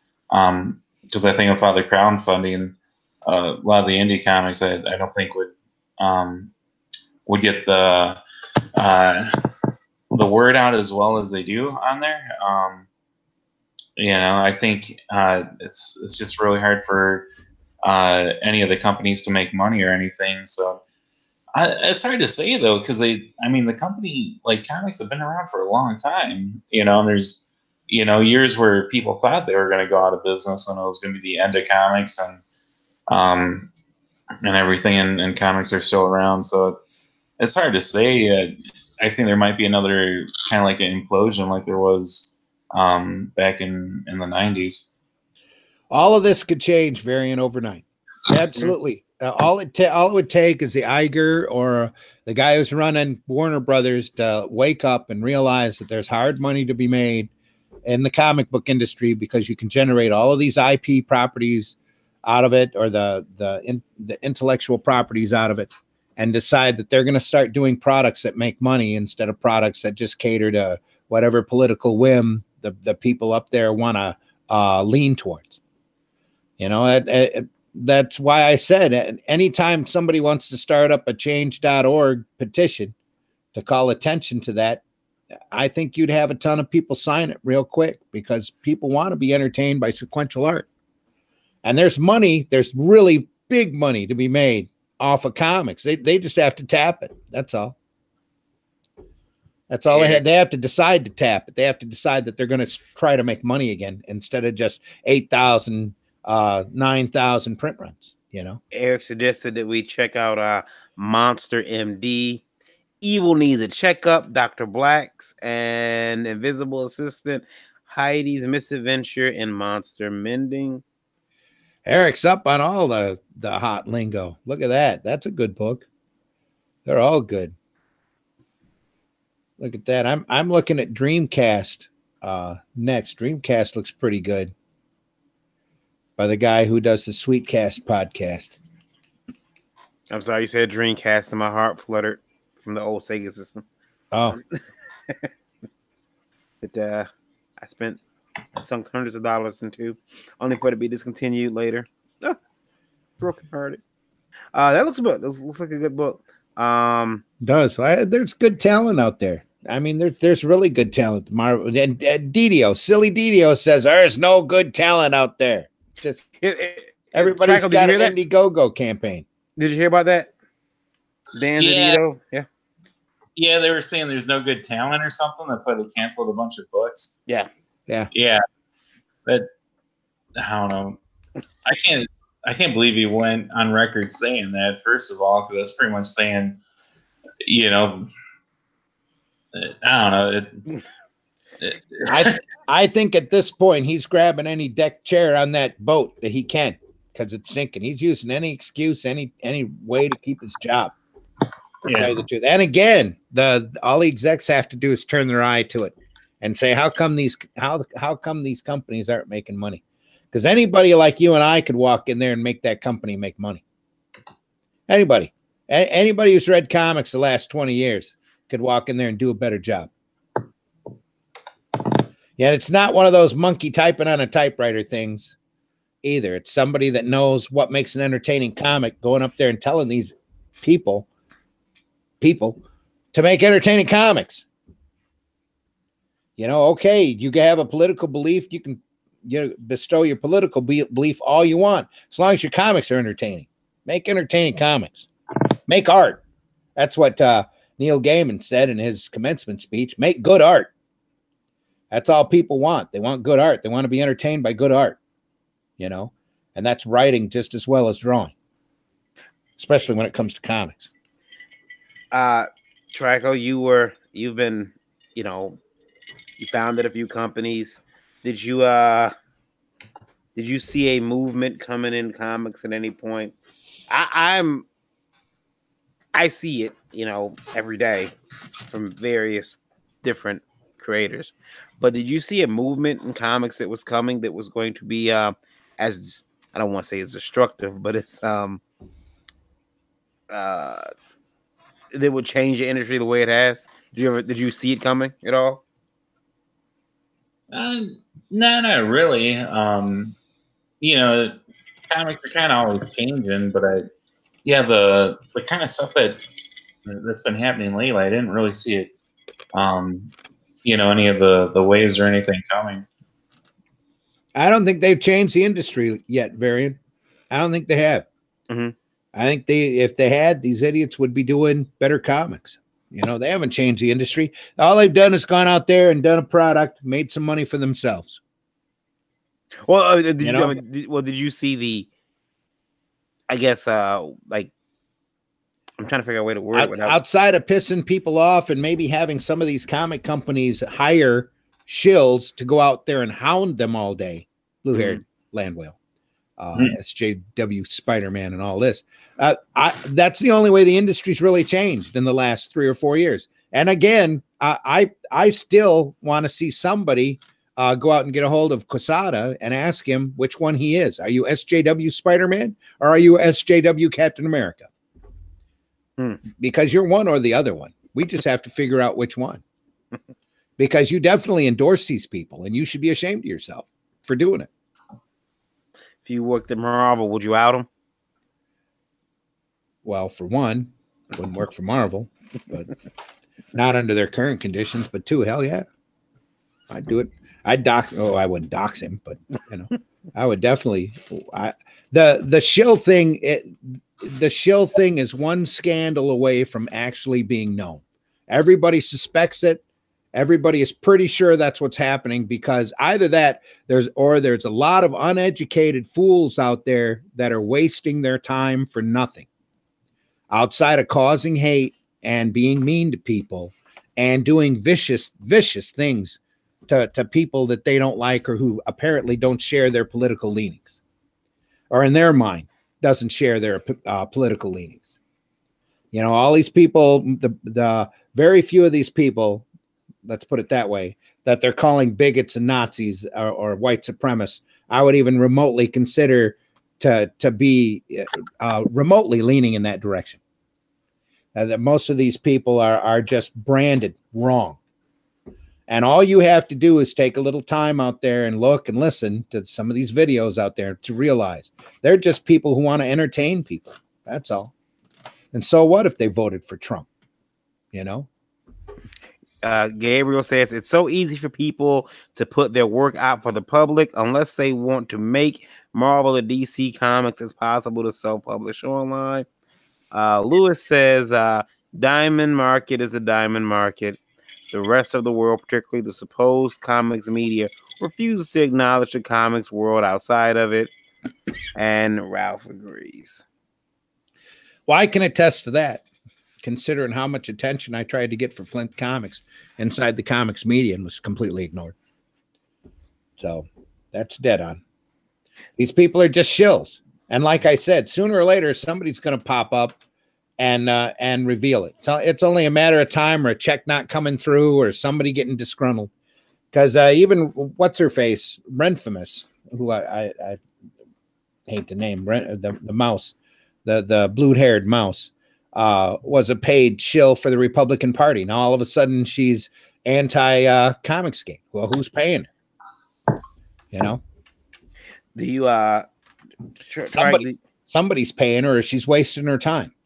I can't afford to pay anybody. Maybe I should pay somebody to talk. Somebody's making money off of doing this, off of causing people grief, and those people who are paying it ought to be ashamed of themselves. They need to be stuck out in the light and pointed at.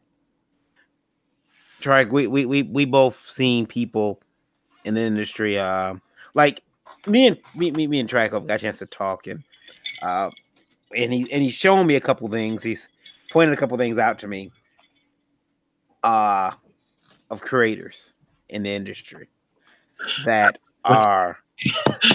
I'm trying to like think back. Like, what did I say? Well, Yeah, I'm not gonna say any names, but I noticed. When you shared some screenshots over the weekend. Oh yeah. Of so that's where that porn chain came from. Yeah. Okay. It was it was, excuse me, it was quite I thought you were self censoring yourself. Well, that was actually we all know about her. Why I didn't at first I thought, okay, well, you know, it's just, are they just a dick like that? Is that real? Is that an act? Do they just come across like that on social media, or do you think that they're just an asshole? Those particular parties, I'm starting to think that's just them. I'm like, they need someone to kind of run this stuff by before they post it on social media, or like they need a PR person, because some of the parties to which we exchanged screenshots of over the weekend, they're always saying stupid shit online, like. I'm like, no, what are you doing? And they just keep on doing it. But I don't know. They probably just need like a PR person for that particular company, and anyone before they post on social media runs it past a PR person. Don't tell us what to post, you bigot. You'll be the next alternative. Peter Cimenti. They drove Peter Cimenti right to the brink of suicide for that. Yeah. Dave, the Supreme, Dave Brown, just entered the chat. How's it going, Dave? Seeing Dave up at the Flint Comics Con with the Brown family comic. He did very well at the show. It was cool to see him and chance to hang out for a while. Dave the Supreme. And I'll tell you this.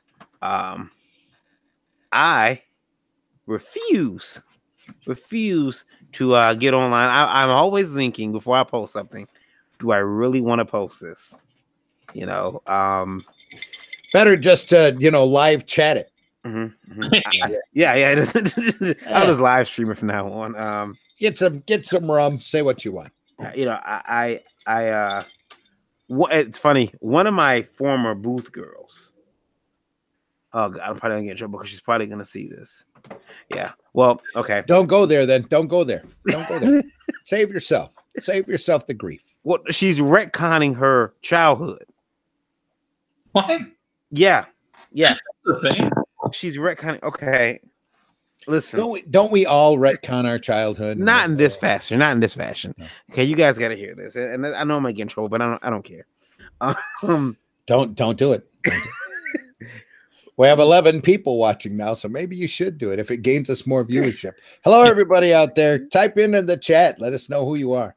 I'm gonna make it very short and sweet, but they were not happy with the condition of their parent.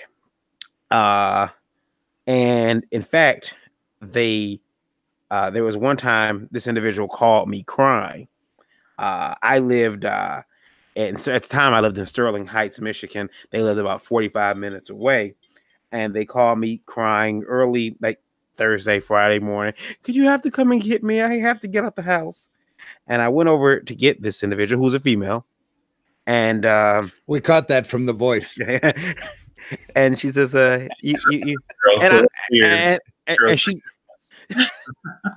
She's one of my booth girls.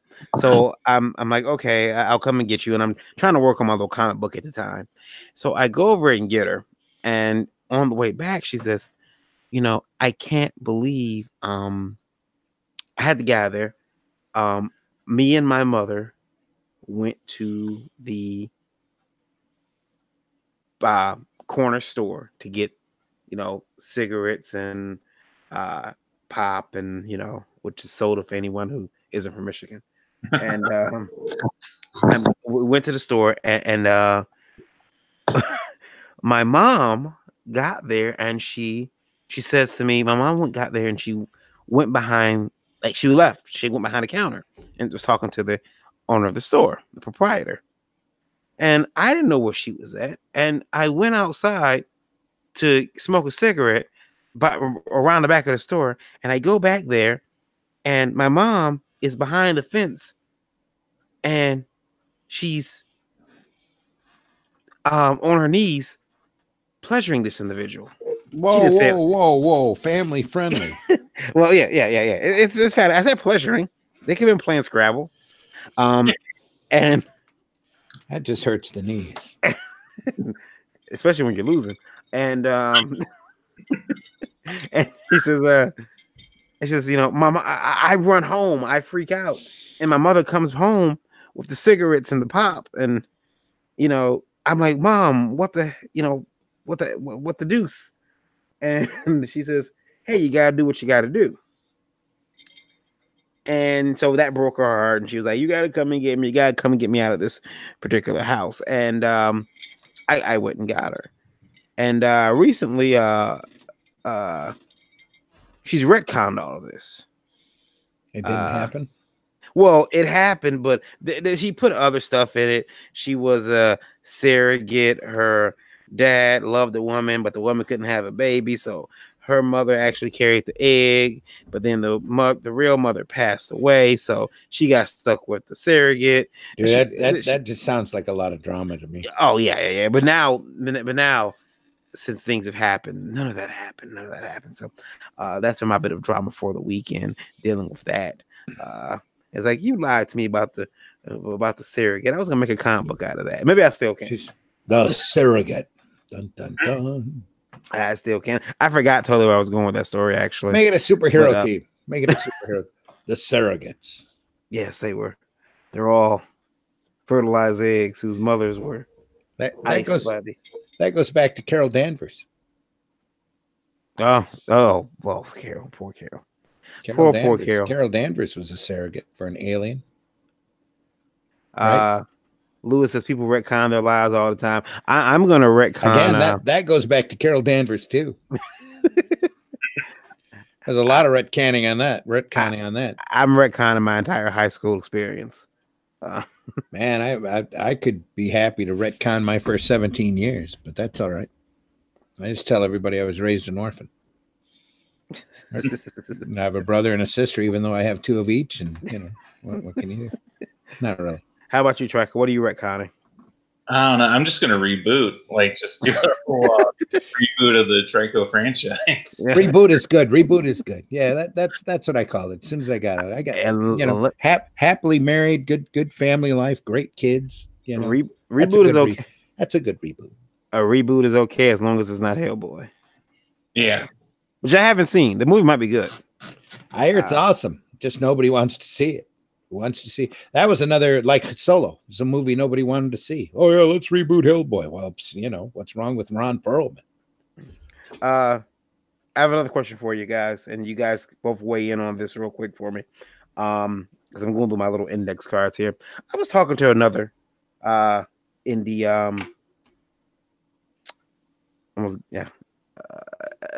we'll call it an indie comics pundit. Pundit? Pundit. Is that a good word? Pundit. We need to get that Robert Christensen guy in here too, by the way. Robert Christensen. No, am I wrong? Is it Bob? Bob. We need to get that Bob Christensen guy. That guy that you were interviewing on the first week of shows. You interviewed him. He was in the gym. Oh, Rob Anderson? Robert. It's Bob, right? Robert. Is that Anderson? Yeah. I thought it was Christensen. No. I'm very wrong. Sorry. But hey, watch it. I sat down and rewatched his interview again. He's pretty good. We need to talk. As a matter of fact, here's a good Rob and I actually we talk about comics and the comics independent comics media all the time, and Rob has a different belief pattern than I do. I mean, I get it in a way. He believes in the giant spaghetti monster. He believes that he only covers and reviews books he likes. That he likes. If he doesn't like it, he doesn't mention it. That's cool. And for the most part, when Indie Vote does reviews, I don't do the reviews because I figure it's a conflict of interest. But you ever print anything from that guy, Chris Critical? I've actually, which is it's all spicy stuff. I don't. It's all critical reviews. There's nothing wrong with a little bit of constructive criticism, as long as it's constructive. Trolling is only necessary when the people are total idiots. Then maybe you would write a trolling review, but a critical review on some of the stuff. Some of these people just need to learn. They just need a gentle push. That's all. What you guys stance on? Then I'd hear from the chat too. What do you guys stance on?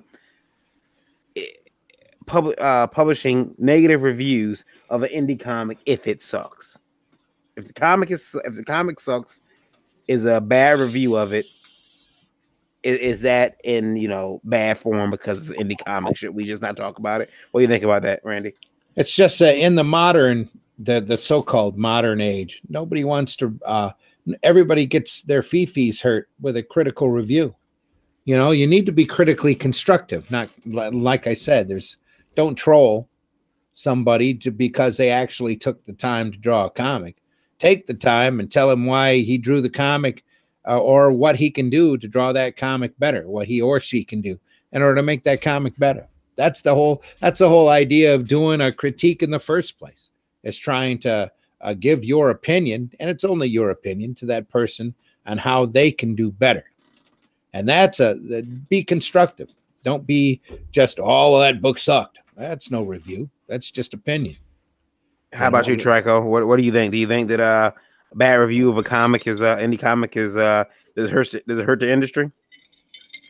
Probably not the industry. The industry is going to carry on if there's a bad review of a comic. But I don't know. I mean, most of the time when I'm reading an indie comic, a lot of times it's someone I know, so I just kind of tell them my thoughts on it. And I'm honest with them. I've had like a couple of reviews where they didn't like my writing, or they didn't like the artwork for one of my projects, and I felt like I got a lot from it. I was like, damn, they're right. They ain't wrong. So I always like it, but nowadays it's kind of, if you say something bad, then everyone kind of gets hurt about it. Or, it's kind of like in the industry, they rather just have you tell them that their comic's perfect, nothing's wrong with it, they're great, they're the best thing ever, and they'd rather hear that than hear what they could do better on their book. Exactly right.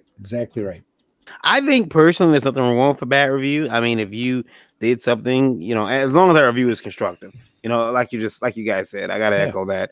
Tell me what I did wrong, what I can improve on so that I can fix it. If you tell me my book sucks, then I think that helps. From the chat, we got from Ralph says, you can give a bad review, but there's always something you can find good. Lewis says, when I was doing my old review column, quote the Raven, I typically did reviews of books that I enjoyed and want to spotlight and give attention to them. But that's a review, not a critique. Eric says, that's already a comic, then a movie starring Bruce Willis. And Lewis says, if someone sent me something to critique and asked me to put on my editor hat, then I typically did it directly with them privately. And they didn't like what I had to say, well, you asked for it. I had a I'm not gonna name the individual, but I had an individual come to me, a pretty well-known individual in the indie comics community anyway, come to me and ask me to have my writer remove a review off of indievolt.com. I hurt my little Fifi. Yeah, I was asked to take, and I told him, I said I can't do that. The writer would be upset with me. I'd be very upset. I just don't like it. Well, I found out after that, and I couldn't believe it. There's a whole.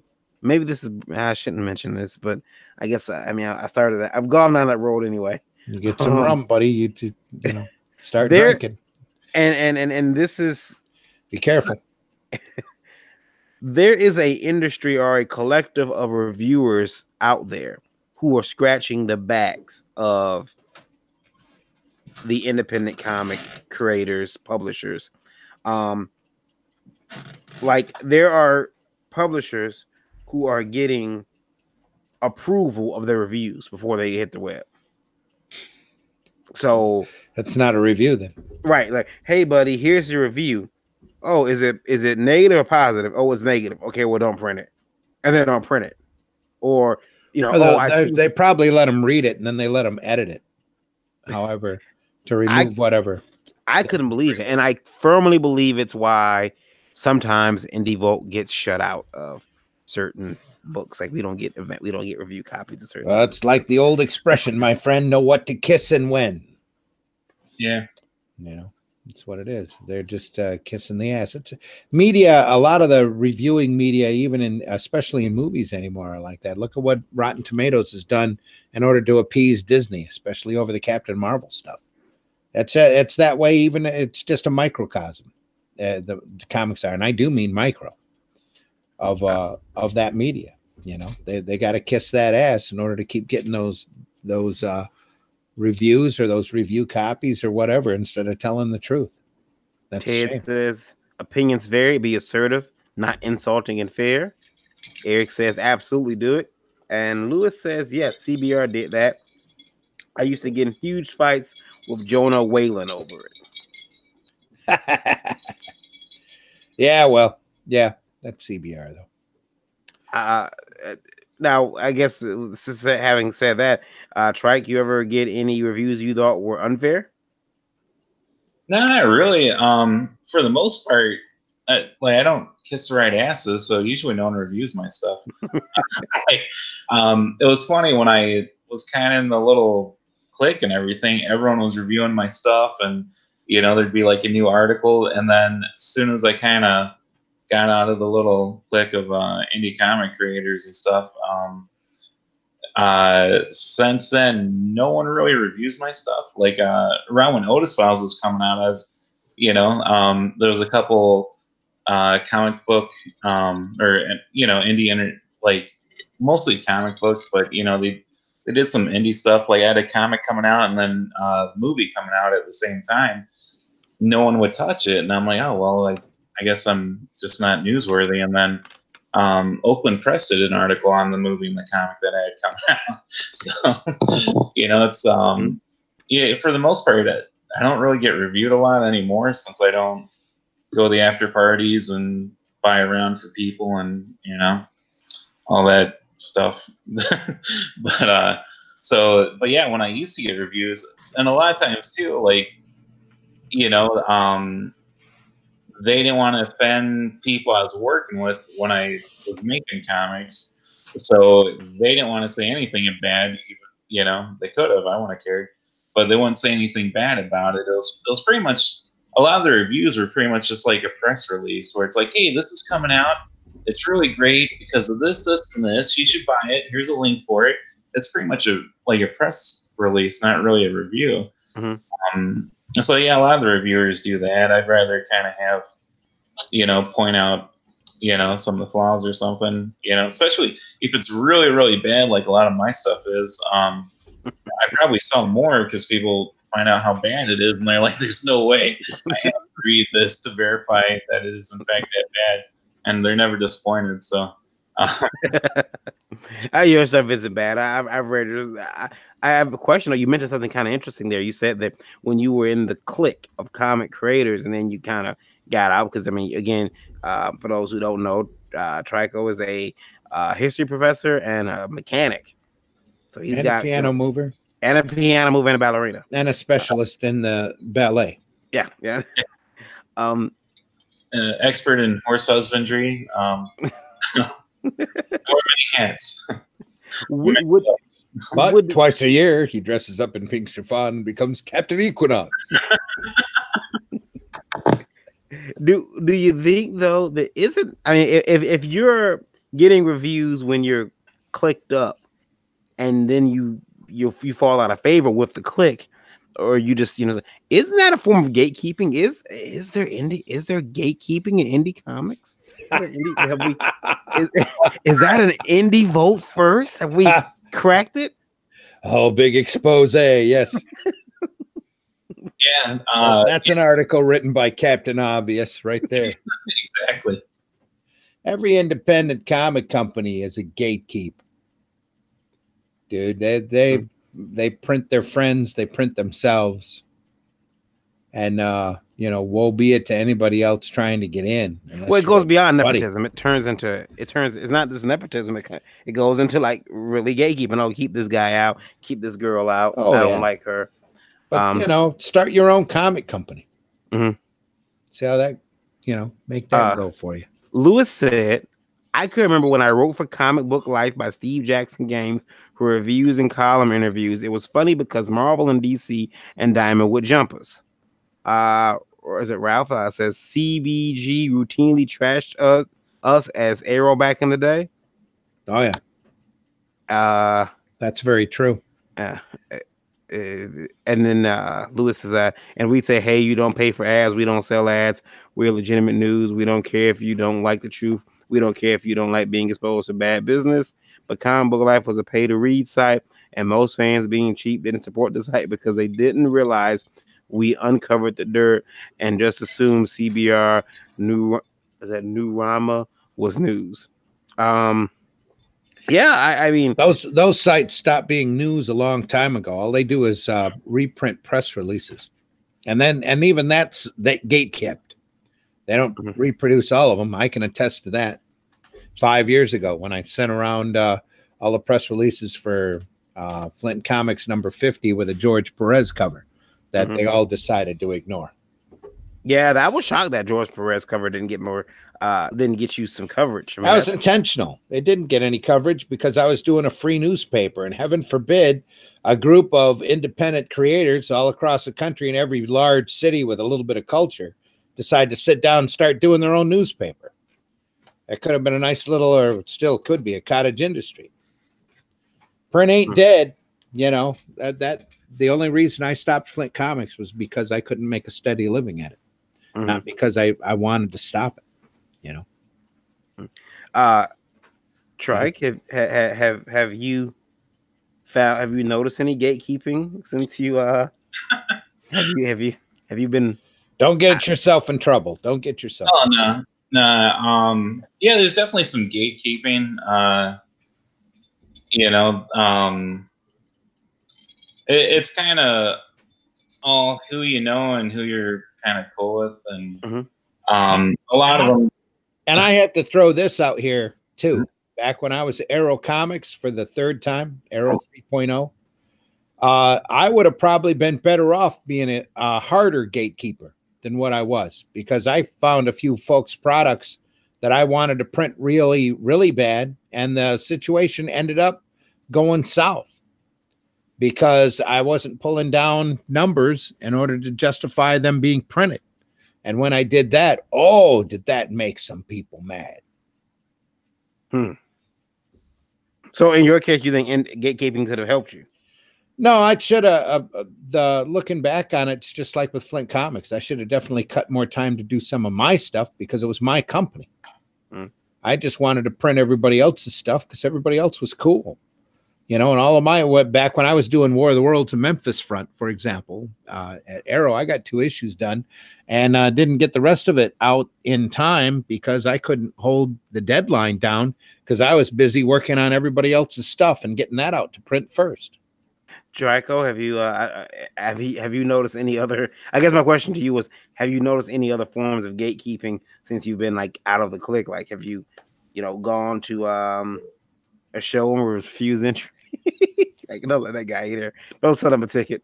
Oh, for like been denied a table at a con or something. Denied a table at a con, or just anything you've noticed is like, huh, that's odd. That wouldn't have happened when I was Trico the Great. Not so much of the con stuff. I hardly do cons anymore.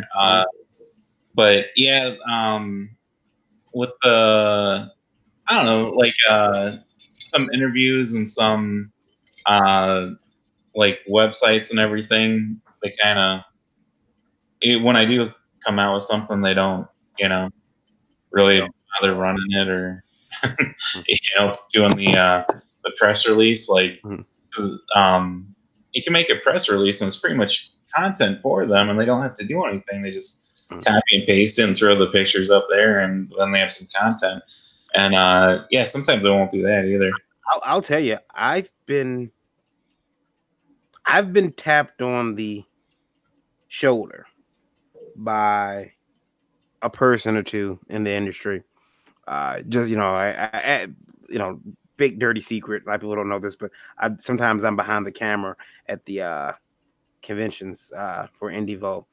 Me, the posh and rich owner of Indie Vault LLC, reduced to a cameraman at comic conventions. It's unheard of, but I've been tapped on the shoulder as I'm leaving a table, kind of pulled into a sidebar, and I've been told, hey, you shouldn't interview that person because company A, person one from company A, does not like that person, and if you do interview that person, they may not talk to you about this project and that project, which is kind of like a catch-22, because here's the problem. If I say, oh, okay, I won't run media on that person, I won't run the ad or the interview or whatever, just so I can get this scoop from you or this release from you later for my site, well, you won't let me run a true interview either. You're giving me a print release. Hey, this has been approved for you to print. So really, it doesn't help me any to, kind of kiss your ass and not talk to this person and not run a story, because you're going to tell me what I can and can't run about your company, about your product anyway. Did I lose you guys on that one? Don't know what to tell you there, buddy. It's the modern media. If you don't kiss our ass, we don't give you the little breadcrumbs for you to print. That's what that sounds like. Yeah, I think I've told you both about a story that I had a while ago that I did not print, but I was told in no uncertain terms not to print it, and what would happen to not just Indie Vault, but what would happen to my publishing endeavors if I were to print said story. Was that a direct threat from somebody who threatened to destroy you? It wasn't a threat. It was, hey, here's what's going to happen if you print this book. No, that sounds like a threat. That's like a Mark Wade type torturous interference. Well, I don't think it was torturous interference because there was like no agreement. It was like, things are going to be very hard for you. It's kind of like a mafioso thing. Hey, pull up a chair. Was it somebody in some level of authority, or was it some idiot person that the story was about? No, it was a friend that the story was about, a friend of that person. So it's like third-hand information. So-and-so wanted me to let you know that, hey, it was story. If you run that story, this is gonna happen. This person has kissed the right asses and the right amount of buttock to make sure that you don't get in any more conventions. I honestly thought you didn't run that story because there wasn't much of a story. Oh, that doesn't bother me. I've run that's wrong. What they did. That's horribly wrong. It was basically put to me that I would not even be able to buy a ticket to attend the show. That's how bad it was going to be. So, I didn't run that story, and it still bothers me. It bothers me. And like I said, you're talking about a story that's not, to me, that's kind of a non-story. That's a gossip. Yeah. Firsthand, even though it was firsthand, so-and-so said this about so-and-so. Well, it was firsthand. It was firsthand with pictures. So, I mean, even still, a lot of them pictures you probably didn't want to run. Did it involve a giant pig? Because if it involved a giant pig, it probably wasn't worth you running.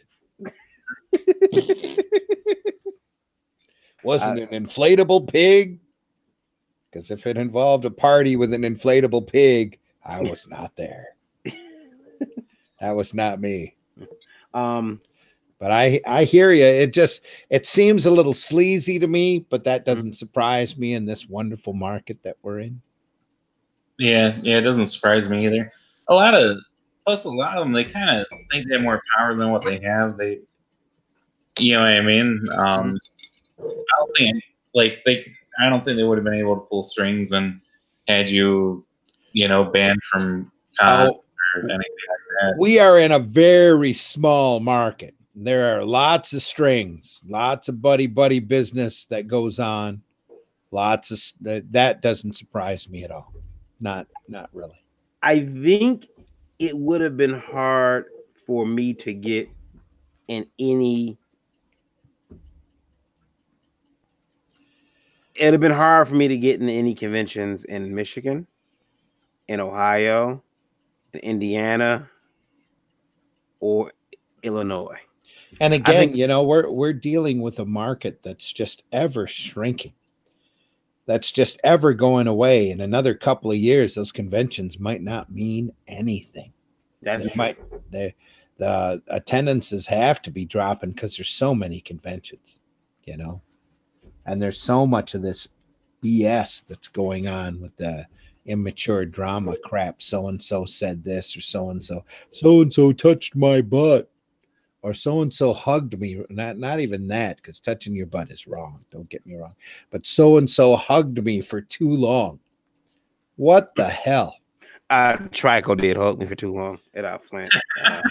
It was... I just smell your musk. Nobody hugs me for too long. He's a guy. He hugged me and whispered in my ear, so squishy. That's what he said? So squish? So squishy.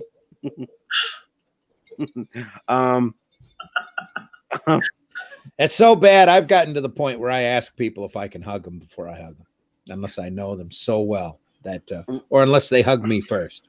Ralph asked, "What happened to the days of beers, fun, and just creating cool books?" Those days are gone.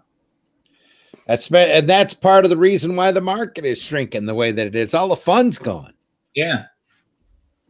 Where's the days of the weekend pizza parties? Last time I tried to throw a party, nobody showed up. So, Lewis says, "Yeah, I've had the same sort of situation from Diamond. Well, I did an expose piece on some of their business practices, some of which Randy could talk about back in 2001, 2002. I basically pointed them to my lawyer, and they dropped it. Eric is signing off for the night. He has much more important things to do than listen to us." Much. Is that what he said? Much. No, he didn't say that. He just said much more. He just said good night, everyone. Good night, Eric. Sleep well. Eric, good night. Thanks for coming. Yeah. If you wake up in the morning and I'm dead, well, they got me. Why would you be dead? Because I'm spilling the tea tonight.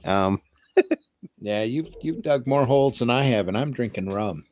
So, yeah, I mean that particular scenario that happened to me, and Trico knows about it too. We talked about it when he was visiting me here at my home. When that story dropped in my mailbox, it's time to drop the inflatable pig, dude. Yeah. Walk away from that conversation. That's passe. I should have read it. I should have read it. I wouldn't be having a conversation right now. I'd probably be out of business. Nothing to do with Jello. No. There was no Jello in it. There was no Jello. It was sex, drugs, and rock and roll, though. That's Jello. That's Jello, dude. A little bit of that is Jello. Now, obviously, you haven't attended the same conventions I've attended, because then you would know. You gone. There would be a little Jello. There would be a little Jello involved. That's all gaming conventions. So that's not comic conventions. Comic conventions are very dull compared to that. You know. Did and Tracker, what's your next show? Next one, I'll be at Motor City. I didn't do it last year, and then my daughter does some art, so I'm like, yeah, we'll get a table together. She just knows that Charlie Hoonan is there. That's all. She needs an autograph. Exactly. Yeah, so I'll do it this year. I don't know if I'll do it next year or after that. I'm just not big on a lot of cons. Like, I like kind of the smaller cons now. Mm-hmm. I just want to know how the yoga session goes. It's got to be awesome. It's funny you mentioned that yoga session. I was in the bank, and the bank teller seen that my company is Last Call Comics LLC, and she, was interested. She's like, "Do you do Motor City Comic Con?" I told her, "Yeah." She's like, "Oh, I'm definitely gonna be there." Me and my daughter bought 2 tickets for the yoga classes. Holy crap, that's awesome. That's rare. I'd have told her, you got 2 tickets. That's really rare, because that sold out like a nut. Oh yeah, really she got them early. Done. She got them early, and she's like, "Oh, I can't wait." And my daughter is like all ready for it because she loves Charlie Hoonan, and she's only 16, but she loves Charlie Hoonan. And she's like, even if he were to run away from you, it's still illegal. So run away with you, it's still illegal. I applaud them in Motor City for even attempting that kind of thing, because the first minute they announced it, I looked at Monica and I said, that's going to sell out like a nut really quick, because that's water cooler material right there. All these women are going to go, you'll never guess who I had a yoga session with over the weekend. Doesn't matter if there's 100 people in the room. Why aren't we doing like a yoga sessions at Flint Comics Con? Because, dude, we ain't Charlie Hoonan or Opie. We're not Opie. It's that simple. Jason Momoa does the show. He could do yoga all day and would sell up. That's not us. Nobody wants to learn yoga from this guy. Speaking of yoga, talking about stretching something here. Seen a post in one of the Facebook groups I belong to that ticket prices are going down for Comic Cons nationwide, so attendees can get into the show, which sounds like great news. There's Captain Obvious again, but it comes with a little bit of a piece of bad news for exhibitors. Is it say again? I knew that was coming. Oh yeah. Don't tell me there's more coupons involved. No, this will be the 3rd week in a row we've talked about coupons. No, there's no coupons involved this time. This is and remind me if I track. Did I tell you about the coupon story? Yeah, I've heard. I watched. Okay, yeah. Well, this isn't coupons though. Table prices are expected to jump at various shows as much as $50. That all depends upon the show and the greed of the promoter, I would say. I'm totally greedy, so I could understand. Like, oh, you know what? I mean, ticket price, booth prices at shows, table prices, artist alley or exhibitor booth or whatever. Those, you're a couple $100s in, unless it's Flint Con, which is I think the tables are like $999 a table. $999 a table, whopping $50 unless you were a Flint Comics contributor. Yeah. Oh, which reminds me, I never did collect any table money from you, buddy. From me? I ran out the door. I am just kidding. As soon as the getting the going got good, is that how to say? At the end of the show, I had a guy walk up and give me money. I said, "What's this for?" He goes, "It's for my table." I said, "I never collected table money from you. I thought I had you marked down as paid already." He goes, "No, I haven't paid. Here you go. Thank you. It was a great show." Tell you, you got to hit the door for Randy comes around. You got to get out of there at least. You know, the show's over at 5. You got to have your stuff together at 4:20.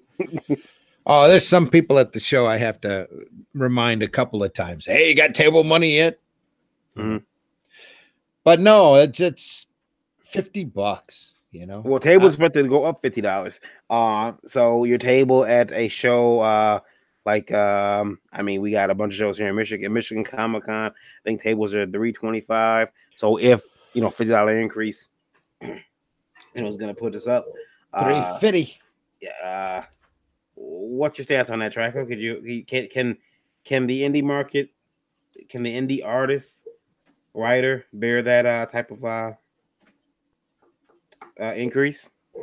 It's kind of hard for them to make money at shows as it is, and with the prices going up, it's going to be even harder because a lot of times they'll say they made table like the table's $300 and they sell $300 in comics. They'll be like, "Oh, I made table," but they didn't really make table because there's the cost to print the comics. They had to get a hotel room, all these other factors that factor in.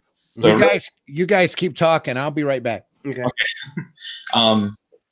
So really, they have to sell like probably $1,000 worth of comics to break even if the table's $300. So if the table goes up to like $350, that means they're gonna have to sell like probably $1,100, $1,200 worth of comics to, like, in reality, break even once they factor in the production cost and driving there, hotel room, paying for the table, all that kind of stuff.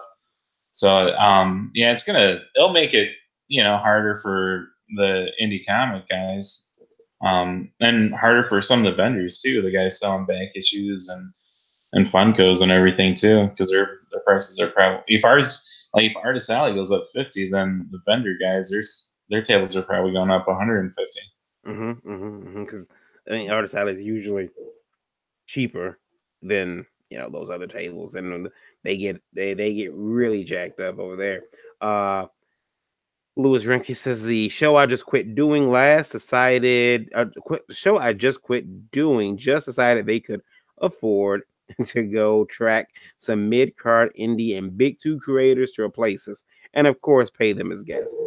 That's another question we've talked about. I'm pretty sure me and Randy talked about it off air. And Tracker, what are your thoughts on this? Could a convention give Artist Alley artists a guarantee?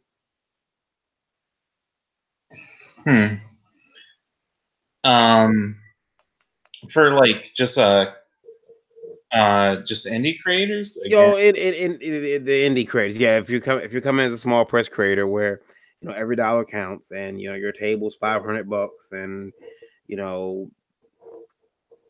like you at least want to make 500. I mean, they're giving celebrities guarantees. They're giving the celebrities guarantees of I think I've heard 38,000 for some celebrities, 20,000. They will make that no matter what. If they don't make it, the convention is going to pay them. Should Artist Alley artists, or not artists, but indie creators, indie publishers get some type of guarantee that, hey, you're going to at least make table when you come to our show, or we'll pay you back? It would be nice if they did that. I don't think the cons would ever do that. Especially some of the bigger cons. The bigger cons, a lot of the indie creators and indie publishers, they're not too worried about us being comfortable. Yeah. I mean, the physically comfortable and everything, but as far as us making money, some of the larger cons they're not too worried about it. Ralph says, priced me out a while ago. Stop making it off the small guy. Raise your admission price.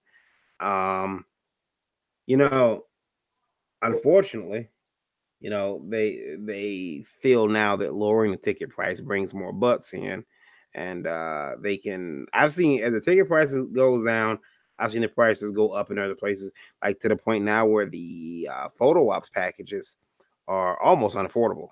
Yeah. People are paying upwards of, I think like the basic package with a, C-list celeb is like $250. Yes, Lewis says not even the small con. Ashton, the show I'm talking about only gets about 3,500 people. I would imagine that those shows that are making that,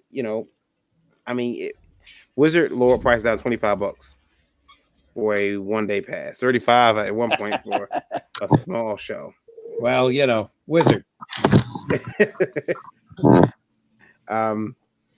As Randy, I asked Trico a question about if shows should offer indie creators a guarantee, and he said it would be nice, but it'll probably never happen. You know how it could happen though, because you'd have to figure out a way to track how much they were making at a show, and the only way to track how much someone's making at a show is coupons. Yep. Why would you ever want to guarantee an indie creator anything? What you do with an indie creator is you cut the price as low as you possibly can. All depends on why you want to have a convention. You want to have a convention to rake in all the dough you possibly can and be greedy, or do you want to and tick people off with high table prices and outrageous media guests that drain all of the money, or do you want to have fun? You want to have a fun, uplifting show. You want to give the families a good time. Then you don't charge so much for tables, and you understand that your independent creators are there desperately trying to make money like you are. So you charge them a little bit, that's my theory about the whole Flint Comic-Con. I charge $50 a table, and it's pretty close to flea market prices, but who can't spare $50? If you can't spare, it's like the admission. If you can't spare the $5 to come in, I don't want you there. If you can't spare the $50 for the table, why are you vending? It's only $50. Holy crap.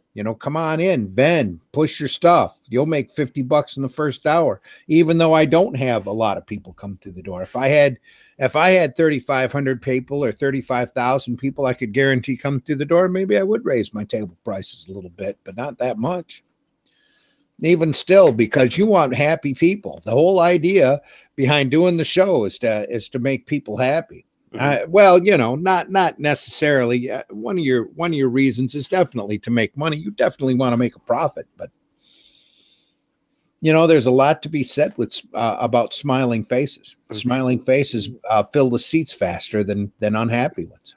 We talked about this a little bit off the air, but Space, the Small Press Alternative Comics Expo was this weekend. It was this past weekend on April 27th and 28th in Columbus, Ohio. And they had ticket prices for that show are free. In the door, it's free admission.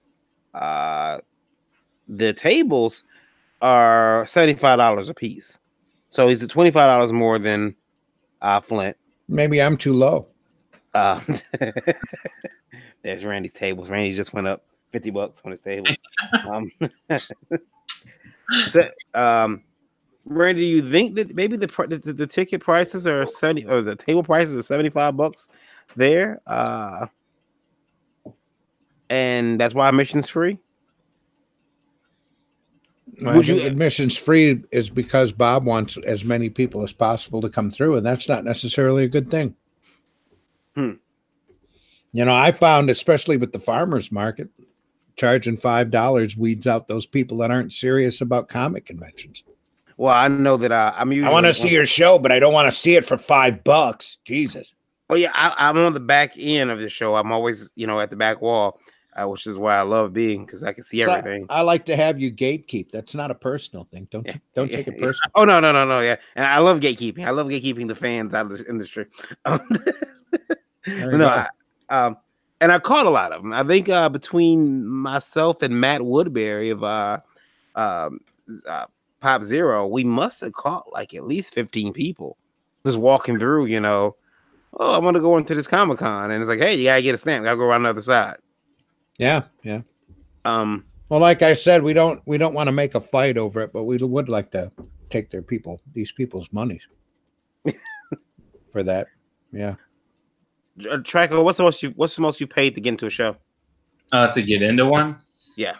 I don't know, years ago, probably 2012, we went to Chicago, and I went to the Wizard show. Mhm. I think it was like $80 or something. Mhm. But I mean, now when I go to a show, I'm either tabling or a lot of the shows I go to, I know the convention owners. So usually I don't have to pay to get it. What's the most you paid for a table? Probably Motor City, because I don't do a lot of like shows out of state or anything. But That's like $400, right? Yeah. I remember like a couple years ago I don't know if any other shows do this. A couple years ago they started where you get one pass per table, and then it's like an extra $100 for if you have someone else at the table with you. And That's correct. Yeah. yeah, I didn't like that. I thought that was kind of bullshit, really. At least they weren't taking 10% of your sales. Yeah, it's 20%. 20%. Yeah, 10% of every $100 you make. I'm sure he won't mind me telling this story, and but Chad Gibson of Sinister Undertone once told me a story where he went to a con in Chicago, not Wizard, and he set up there, and he paid $2,000 for his spot. Oof. And he gets to his spot and the show after not knowing where to park and how to get in. He actually ended up grabbing his stuff out of the car and walking 2 blocks to the convention center because he didn't know where to load in at. He walks in the convention center with all his stuff and his team, and they get there to their spot, and there's no tables, no chairs. And he catches one of the organizers. He says, "Hey, I need tables and chairs. What's going on?" And like, "Oh, we'll get them for you." They go away. About 20 minutes later, they come back with his 2 tables and a couple chairs. They put them out for him. Here you go, and that's fine. That was on Thursday during setup. Saturday goes down. They set up. Saturday goes down. Friday goes down. Saturday, he gets he comes into the show, and there's a piece of paper like a bill, turned face down on his table. It's a bill for their tables and chair rental. What? Yeah. For your own chairs and tables to this $800 bill. $800 bill for tables and chairs. You buy the spot at that convention. You don't buy your tables and chairs. You supply that yourself. If you need it, they got it for you to rent. But you will just supply your own tables and chairs. But it'll cost you.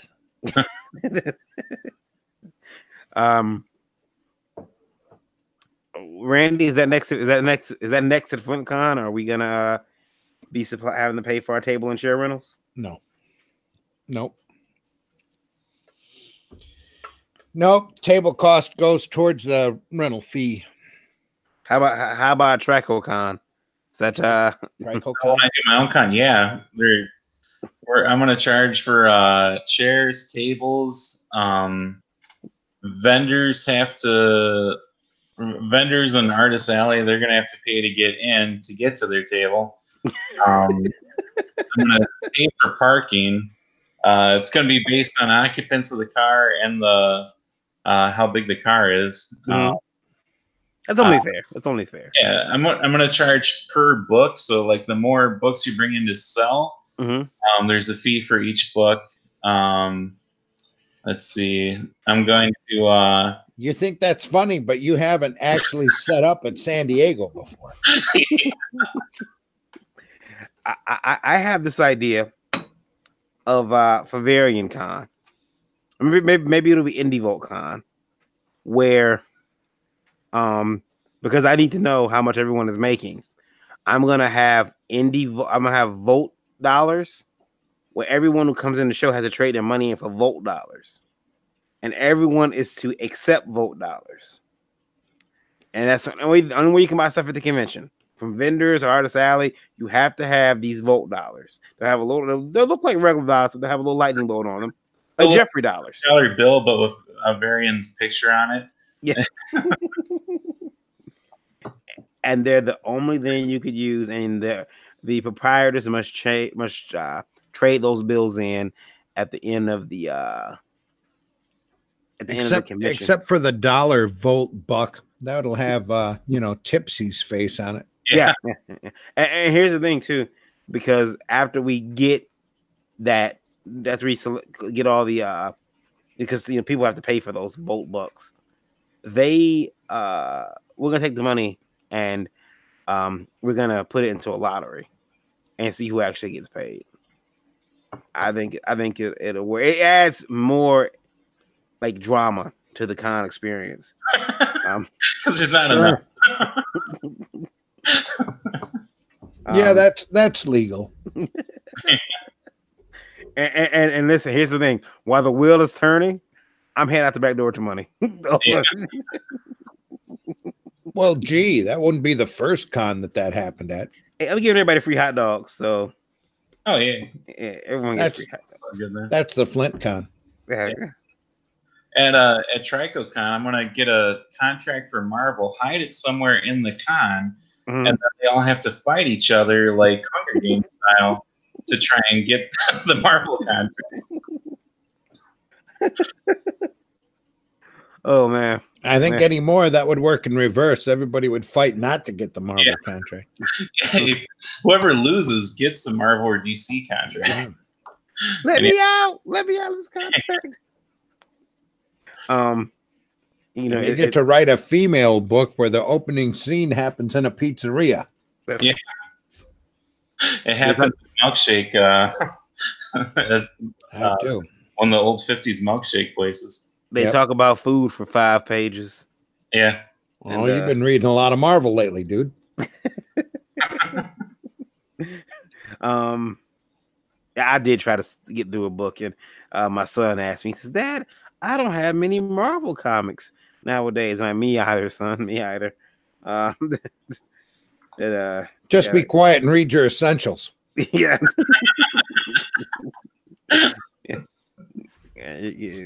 No need for you to. I don't need that type of hostility in my life, son. I need Don't panic. Here's a long box of Shang-Chi. You're gonna love it. Shang-Chi is getting a movie too. That's kind of cool. You know why Shang-Chi is getting a movie? Why's that? Because the NK box office was like 330 or 350 million from China. That's why. All of a sudden, they're going back and digging through their archives going, we got anybody that looks remotely Asian? Because apparently we got people over in China who want to buy tickets. Maybe we should do a movie for them. That's another question. I know it doesn't really relate to indie comics, but I got really pissed this weekend about. I know neither of you have seen Endgame, but I got kind of upset this weekend about no spoilers. I get it. Stupid me. I tried to go out Sunday morning early, first show Sunday morning. I didn't know they were running 24. 9:35 show. Who's going to be there? Everybody's at church. No, they were sold out. They've been sold out for a week. I'm like, okay, I guess we're not going to see this show for a week or so. But yeah, that's all right. People need their fun. And Disney needs to make as much money off of that movie as they can possibly drag out of people. Well, this isn't a spoiler at all, but I like Captain Marvel much better in Endgame than I did in her own movie. And I will say this. Maybe it's because she's barely in Endgame. Well, the working theory is because the Russo brothers are competent. That's the reason. The two directors, Yeah. and they had to have two because soy, I guess. But the two directors on Captain Marvel just did a serviceable job. It's not a bad movie. Mhm. It would have been a better movie if it was out 10 years ago. It's not a bad movie. If it had come out between Iron Man and Captain America, it would have been, awesome, and she would have been completely welcome into the franchise. But the real fight, like what everybody's saying, isn't the fact that Captain Marvel made $1 billion in the box office. It actually came in number 2 this weekend. I don't know if you're aware of that. That was a hard climb for that movie, but the reason for that was because the people couldn't get in to see Endgame, so they settled for Captain Marvel. And that's that tells it all. Those poor bastards. That the entire $1 billion that they dragged out for the people going to Captain, well, the majority of it at least, was because people were settling because they knew Endgame wasn't coming for a freaking month. So the real challenge is, what's Captain Marvel 2 going to make? And is it going to be bigger than Ant-Man? I predict Captain Marvel 2 will get new directors, and it will get the McFeely, and I forget the other writer. I think they're going to write it, and I think they're going to tell them. I think they're going to tell them, you guys give us another Civil War. Not going to happen. Not going to happen. No? No. Next Captain Marvel is going to be a little spacefaring thing, and maybe with a little bit with Monica Rambeau. But the guys who are doing who wrote Endgame, they want to write Moon Knight. They just announced it today. I think they said that they really desperately want to write a Moon Knight movie, which I think would go over really well. But then again, I thought Moon Knight would have been a perfect fit for the Netflix shows, and it got really close to being in there. But Disney decided to get greedy and start their own streaming service. Mm-hmm. Speaking of streaming services, IndieVolt TV, available on the Roku. That's right. I'm doing it now. I learned from the best. Yeah.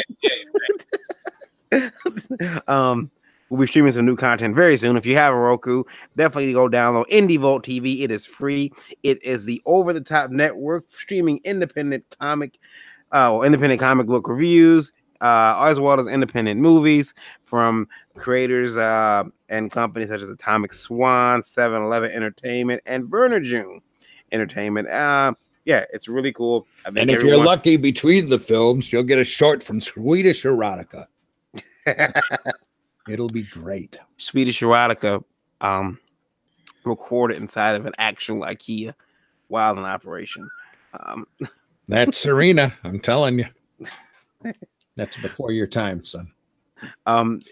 Did you guys so I mean, are you when are you guys gonna go see Endgame at all? I got so much commercial work to do. I shouldn't even be here. So how about we were going to sneak out on Sunday and go see it because I was so exhausted from the show. I figured I could stand to watch Endgame. That'll keep me awake. Nope, sold out. So it'll probably be another week. Try you. I don't know. Hopefully this weekend. This weekend's crazy though. They get a free comic book day, and then my daughter has some formal thing at her school, so she's like, "Yeah, you gotta take us shopping," and so I'm pretty sure that's my entire weekend. But hopefully, I can sneak away and see Endgame. Hopefully, there's some empty seats this weekend. Hooray! Shopping. I have a friend who has been okay. Here's the thing: whenever this particular pal of mine goes to the movies, she will tag herself at the movies. Hey, I'm at this particular cinema seeing this movie. She's taking pictures of the screen and pictures of popcorn on her lap. Only because she wants to be robbed. And the funny thing was, when the Avengers tickets went on sale, I messaged her and I said, "Hey, you might want to jump online. I'm in line at Fandango trying to get my tickets, and I'm in what looks like it's going to be a 2-hour digital line waiting for tickets." and she says, "Oh, I got mine. No worries." Which I instantly call bullshit on, because there's no way, you just got in there and got tickets that quick. And she's like, "Oh yeah, I got mine this morning." I'm like, "Oh, okay, what theater?" And she told me, and I'm like, that doesn't sound right to me, but okay. And so when the movie came out, she didn't provide me with, she didn't post any pictures or anything, which it wasn't any of my business. But I've come to find out that she did not actually go to the theater to see Endgame. She watched Endgame on her cellular device. There's an app called Showbox, which has a bunch of bootleg movies on it, and Endgame is one of them. I'm going to say that because they made so much damn money that no matter what at this point. Showbox? Yeah. Okay. Thanks, buddy. There's nothing they can do at this point that's going to top that movie. They made enough money. Dude, yeah. No, they never make enough money, dude. But that was my question, too. That's the way that corporation works. Josh Brolin came out saying, "Don't be an asshole. Don't ruin the end game. The actors don't ruin the end game." What? Like, and people are online. You see, even the actors are coming out saying, "Don't ruin the end game. Stop with the spoilers." And I wrote to one, "Do you really think the actors give a damn? They probably get a nice little cutback for, how much the movie makes. The studio tells them to do it. The studio doesn't want you to ruin the end game. If the studio knew that spoilers helped, if they had proof that a spoiler would help people get their butts in the movie to see it, they'd be spoiling it all over. They don't care. I walked into Walmart today, unfortunately, and there were toys clearly spoiling the end game. I wouldn't be boasting about your adventures in Walmart, dude. There are toys clearly spoiling the movie, scenes from the movie, and no one's yelling at the toys, "Stop with the spoilers." No one's doing that. Let people have their fun. Don't spoil the stupid movie. That's okay. There's a lot of stuff that happens. I shouldn't say stupid movie. Don't spoil the movie, because there's a lot of stuff that happens in that show. You can't really completely spoil it all anyway. Yeah, you shouldn't call Endgame stupid. That got people in trouble this weekend. No, no.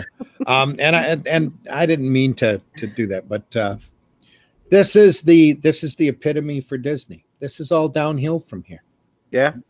They're made their money. Now they're going to have to fight in order to get comparable money from here on out. Hey guys, I gotta go pick up my wife, so I gotta sign out.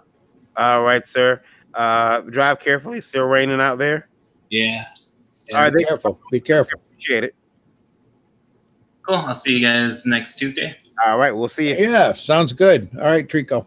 Thank you. Talk to you guys later. Bye-bye. I said Trico, didn't I? I meant Trico. Sorry, buddy.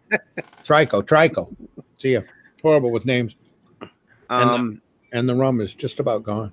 Oh, that will make Captain Jack very sad. Well, with your rum dissipating, we should probably sign off, let everyone get some sleep. I know people gotta get to work in the morning. You don't have anything else to talk about? How long have we been on? Only 2 hours and 43 minutes. Is that it?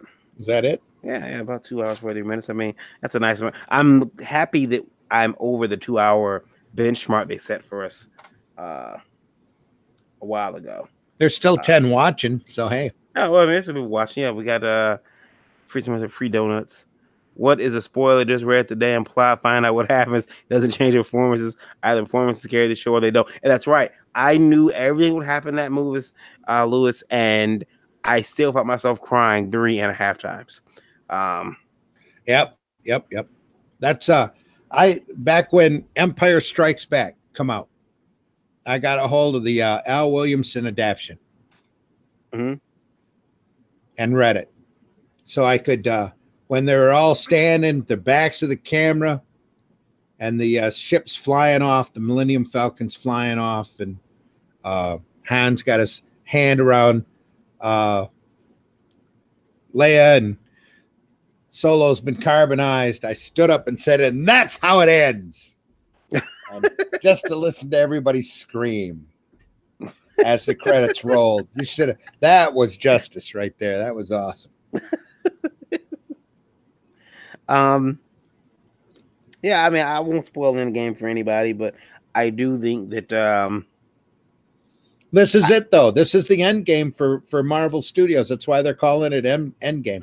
They know they are never going to have this kind of money again. So they are milking this puppy for all it's worth. They've been milking it ever since before and during the marketing campaign for Infinity War. See you later, Ralph. He said later. This is fun. We're here every Tuesday. Every Tuesday. Around 9 or so. We like to get on and we talk indie comics. Oh, Ralph, you don't have to cut out yet, do you? We're still just going to talk. And Randy tells us why Marvel and DC are headed to disaster. Well, because you know the plot. You've seen Endgame, right? No, you haven't. Yeah, I've seen it. Yeah. They're done. What else are they going to do? There's only so many. Oh, heaven forbid they try to adapt modern comics to movies. Let's see that happen. And see what kind of how long they keep their numbers up. I was joking that they'll Marvel will release an MCU verse of their comics. This is based on the MCU verse. They should have done that 10 years ago, but that's their problem. They don't want to make money. That's their problem. They should have had a solid MCU verse running. They should have always dovetailed into the Netflix shows, and they definitely should have had all the Netflix shows in on Endgame. But that's just bad thinking. That would have been hardcore money. People would have paid to see Daredevil bouncing around next to Spider-Man. Yeah. That's an instant 100 million right there. Easy. Just to see Daredevil bouncing with Spider-Man, bouncing with Iron Man. Well, the rumor is that Jeff Loeb and I guess Feige don't get along too much, but that's got nothing to do with that. Well, I mean, and the rumor was that Loeb and Feige were best friends. I wonder. Perlmutter, on the other hand, I understand is pretty aggravating. He ran the early MCU movies until Iron Man 3. But now he's out, right? I believe Perlmutter. He was knocked down to publishing. That's why he did the big switch between mutants and Inhumans. He stopped. X-Men were just about dead. That's what I like to point out. You know, there was a period of time when Quesada had proclaimed the word Avenger to be pure poison. They changed West Coast Avengers over to Force Works. Remember when that happened? They were doing the Avengers really didn't pick up until Bendis come back on it and brought Spider-Man and Wolverine in. And then the numbers started picking up. If Hollywood wasn't interested in putting them all together into a team, and the Feige decided that would be a great way to build interest and make some money, Avengers would have stayed a dead title. I remember Avengers, not really selling that well. Now it's probably one of Marvel's top selling books. I was shocked to read that Photon Spectrum actually led the team for 5 years. I'm sitting there going, when did that happen? Apparently during a time when I was never reading it. So who knows? And like I said, I just remember a time when Quesada had proclaimed the word Avenger to be poison. So they were toning back on all of the Avengers books. And now there's every type of Avengers you can imagine. Young Avengers, Secret Avengers, Dark Avengers, A-Team or A-Force or whatever. You know, it's just, well, now that the movies have made it big, their sad attempts at trying to cash in on it, though, never succeed because they keep, writing from their soapbox instead of from a sense of entertainment. Yeah, it's very political. Everything they're writing now, it needs to be steeped in political culture, and they try to make us believe that that's all it would change is somebody listening to a change.org petition. I want my comics to make money again. This whole art form could be turned around within less than a year with the right editor. And either one of the two companies, all they got to do is step up. They're taking the prices up on the books, so they'll be making money. Ridiculous. No reason for them to do that. They need to lower the prices. $7.99, I think, for one of the new Spider-Man books getting ready to come out. Jesus. I hope it gets the numbers it deserves. It's it was $7.99 or something like that. It was really, yeah, there was, because like holding the line at $7.99. How many variant covers has it got? No idea. Let me take a look and see. Probably 5. What they're doing. Let's see here. And again, they ought to be ashamed of themselves. They're lucky I'm not Iger. You know, because I would start, if I was Iger, I'd be caring for every little company that was under my control. And I mean every little. And I'd be pulling people up and looking at numbers and wanting them to justify their existence. Mm-hmm. And if they couldn't, they'd be out and the next person would come in. But then he should have done that with Kathleen Kennedy anyway. That's my bell.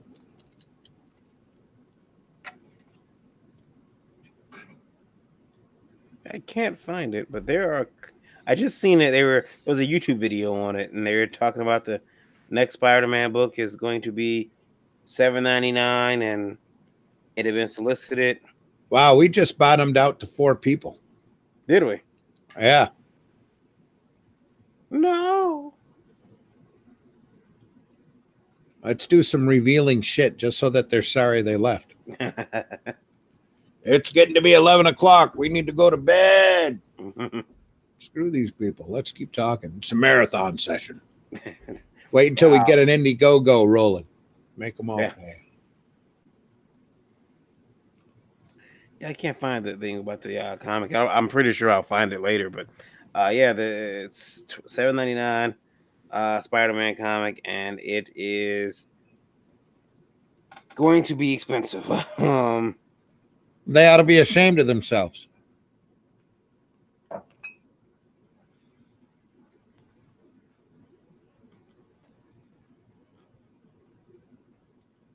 It's that simple.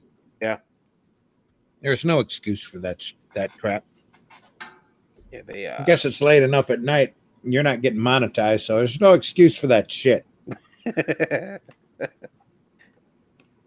I mean, they yeah.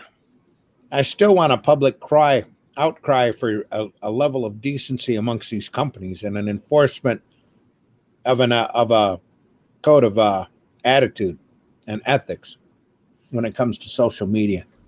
I think everybody should adapt Peter Simiti's social media policy. That gets you swatted. Which, again, they need to catch that guy, too. Yeah, I'm upset that they didn't catch the swatters. I think that you swat somebody, you need to get... I think it's the same person that swatted him that swatted Edward Boyette. You think so? I think so. And again, proof that these people are shills really needs to come out, because I'd be shocked if Renfamous wasn't getting a check from Disney in order to pound these guys. They got to be shaken.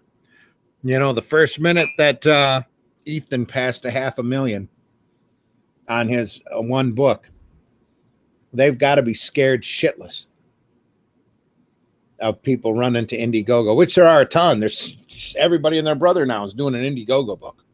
Mm-hmm. And, you know, Ethan is still pulling down. Shoot, what does he have on his Indiegogo book? Holy crap, you know? Yeah, I think I can look it up. I can look it up here real quick.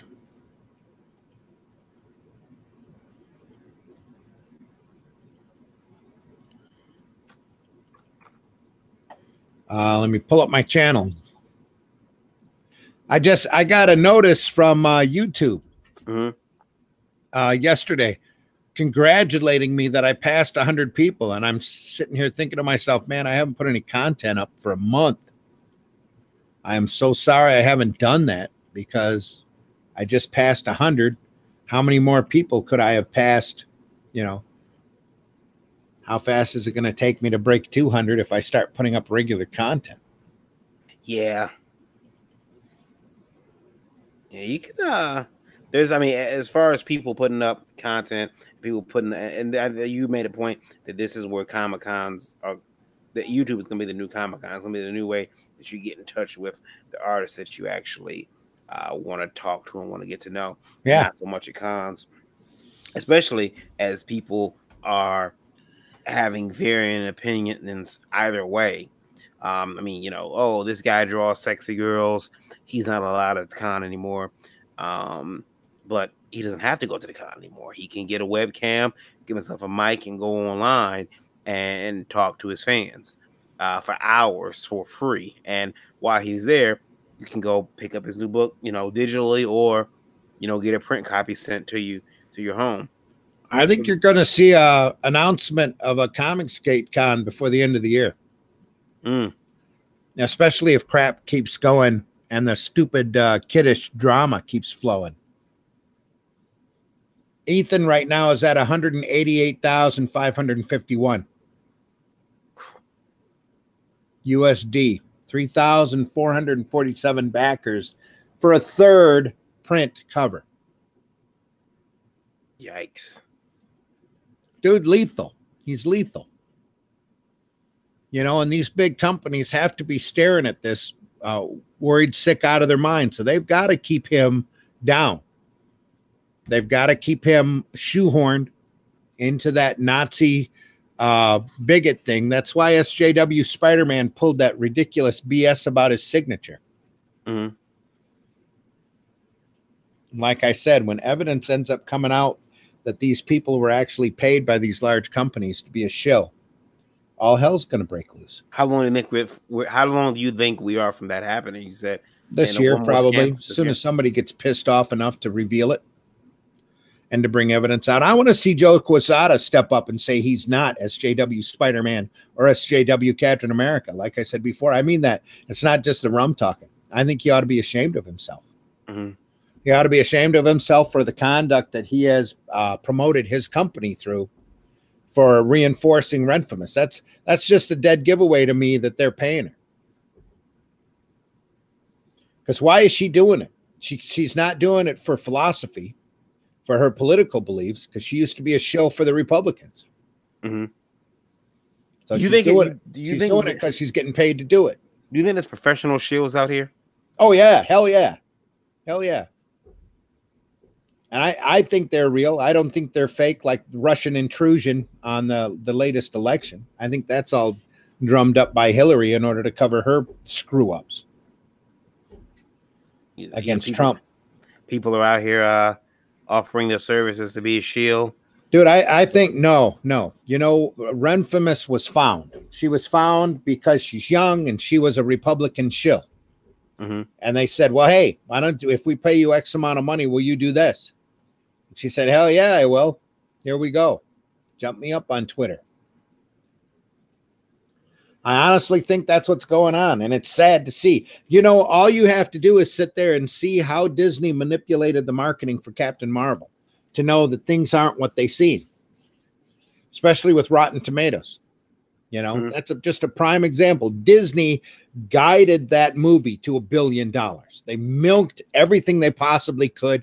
They went in and attacked everything that they possibly could. They even monetized the hatred that a lot of these fanboys had against Captain Marvel into making them clear that movie with $1 billion. And if these guys had decided, well, we don't give a crap about Brie Larson, she's stoic, we don't like her, she rubs us the wrong way, we're just not going to say nothing about her, and just kind of poo-poo the movie, they wouldn't have, I don't think they'd have broken $1 billion. But because they were making big hits off of going, Brie Larson's horrible, then they broke $1 billion.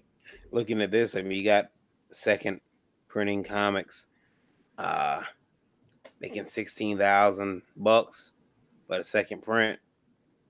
I mean, you know, I go to a con. This is what I mean. When you think about it, too. Are you talking about Jawbreakers? Yeah, I mean, you look at that 16,000. I'm not sure how long he's had this second printing up, but you know, that's you make that 16,000 in 3 days. Well, I'm at a con for 3 days and I don't make that. Nope. I mean, it's eye opening. It's eye opening. And I'm not gonna say that, it's because there are people who say, well, those guys, they're racist and everything. But even if it's like looking at these numbers, it's impressive. If I'm looking up, it's sobering because if you're an indie creator, these dudes are being pigeonholed as racist because Marvel and DC are scared shitless of what they're doing. They're using any straw that they possibly. Look at that. Like I said, look at the SJW BS about Ethan's signature. That is a stretch.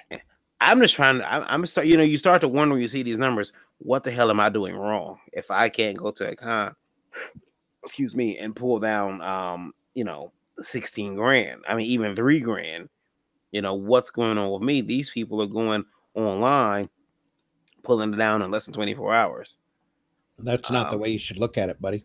No, I know. That's not the way it is. There are people who will look at it that way, though. Russell Myers and Ethan busted a hump for over a year building their YouTube channel in order to get the visibility that they had in order to obtain a sales force.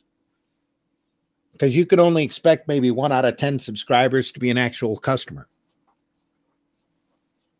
And that's all they need when they're selling a $25 comic.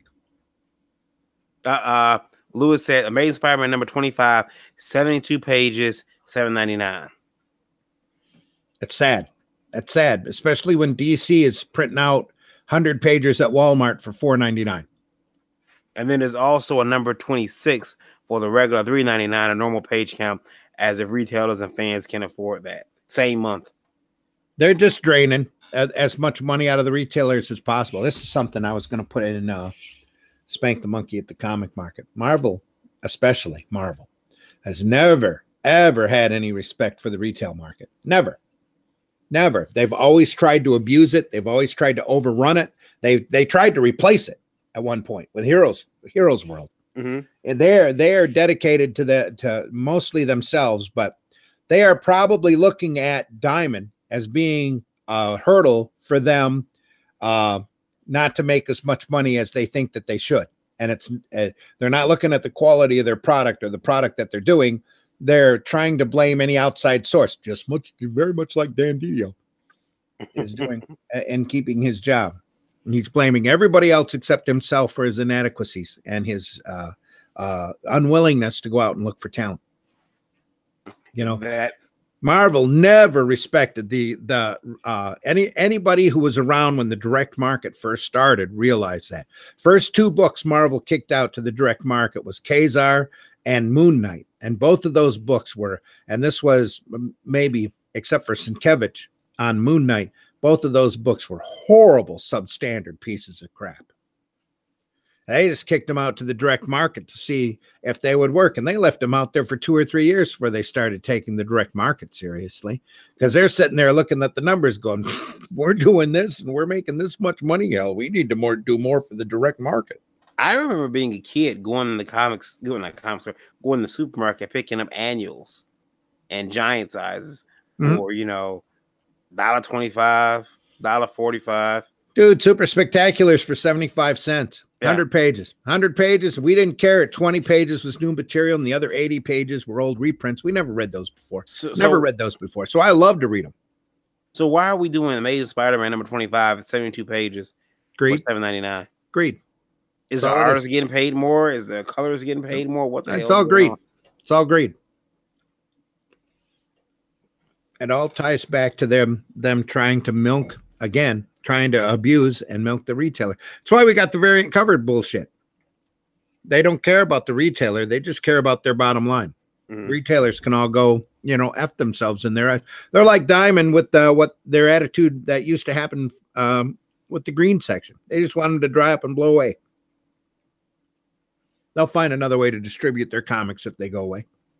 They're already looking. Oh, maybe we can move it digital. Mm-hmm. What happened to their effort that they announced in San Diego 2 years ago that they were going to do strictly only digital product? Lewis says, well, no, don't say that, Randy. Not when the late Carol Kalish was running the marketing at Marvel. but by 1989, 1990, just before Carol died, is a Marvel effed up. Carol Kalish was what I won't say was before the direct market. It was just as the direct market was coming in. But yeah, she wasn't in charge of Kazar and Moon Knight when they first started. There was just some jokey thing that they slapped together in order to try to cash in on the direct market. That's it. Kalish was higher up at the time. Did I ever tell you my Carol Kalish story? No. I was at Chicago Con. This is no lie. She's selling comics at Marvel. I'm walking by and she goes, Randy. She goes, Randy Zimmerman. And I turned my head and looked at her and she pointed at me and she goes, dinosaurs. She says, send me a book with dinosaurs. Send me a kid's book with dinosaurs. I'll print it. She died about 2 or 3 months after that. While I was working on a property with kids and dinosaurs.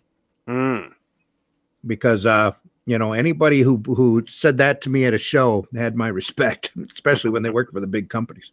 Yeah. I'd have done it.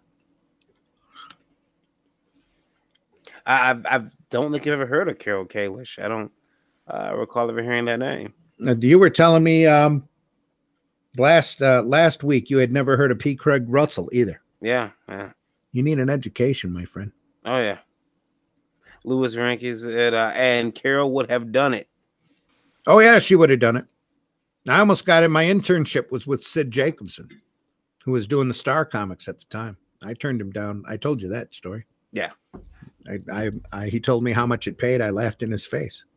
Not meaning to, but it was just, are you kidding me? That's the stupidest thing I've ever heard. $9,000. Moved to New York. Be our intern. Yeah, okay. I'm stupid. And what year was that? That was like in the 90s, right? No, it was 80s. 80s? Okay. Yeah, I was 85. I remember that because I was a year. I was right in the middle of a divorce, too, and I had a lot of child support to pay. Here he goes, $9,000. No. Dude, I'm working at an adult bookstore. I'm pulling down $1,000 a week. Come on. I was pulling, no, not a week. I'm sorry. I was pulling down $350 a week, but I was pulling down $1,000 in profit sharing. Lewis says that Carol was leaving Marvel right around that time, going to make her own company because of the crap going on behind the scenes. She'd have taken Randy right with her. Probably. I was stunned. She knew, but back then I was stunned when any mainstream guy knew who I was. George Perez knew who I was. Will Eisner, like I said, knew who earlier off camera, knew who I was. He's known, and that stunned me when I talked to him back in I think it was 2003, right the year before he passed. He was at the Eisner Awards, and he come up to me, Randy, how you doing? How's Arrow Comics going? I'm like, holy crap! Will, he was at a Motor City Con, and had him sign a program for me. I had a guy run up a program for him to sign to me, and I told him to tell him, please sign it to Randy. Randy can't get away from his table. Could you please sign this to Randy? And he signed it to Randy. Best of luck with Arrow Comics, Will Eisner. And I'm like, holy shit, how did he know that I was doing Arrow Comics? It's because he paid attention to us little guys that were out there on the fringe working for stuff, because we were cutting edge. And he wanted to know what was happening in the industry that he helped co-found. He cared that much about the industry. That just stunned the heck out of me. Yeah, you don't hear. I mean, most people don't even know what's happening. Some people don't, like you said, some of these people don't even know what's happening in their own company. Nowadays, these people want to brand Eisner a racist because he drew Ebony with large lips. Or it's like, dude, get back, learn your history, learn what was happening at the time. He drew the character Ebony is recognized as being one of the best portrayed African-American characters in comics for the day that it was, for the time period it was out, because it was that good. And I was watching The Spirit on DC Universe, and they had the characters reminiscent of Ebony and their young black kid was done very tastefully. Don't talk to me about Miller's Mess. No. The made for TV version of the Spirit. Oh, yeah, the Sam Jones. Yeah. Sam Jones movie. Yeah. They had that, and that one actually seems a little more closer to what the Spirit actually was. That had the spirit of the Spirit in it. Yeah. Randy, what do you think about doing a special stream on July 19th, which is the Eisner Awards special stream as they announce the winners? Dude, I got nothing good to say about those. Yeah, I got nothing. It would end up being a bitter joke fest more than anything. Yeah, there you go. I'd have to study up on just how bad these products are, but I've seen enough of them to realize what they read like. You know, best new series. It's Crazy Image Comics swept best new series. Yeah.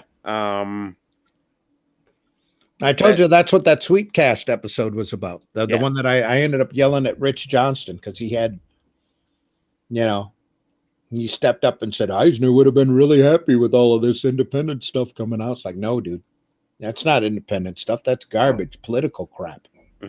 That's what that is. Do something cutting edge.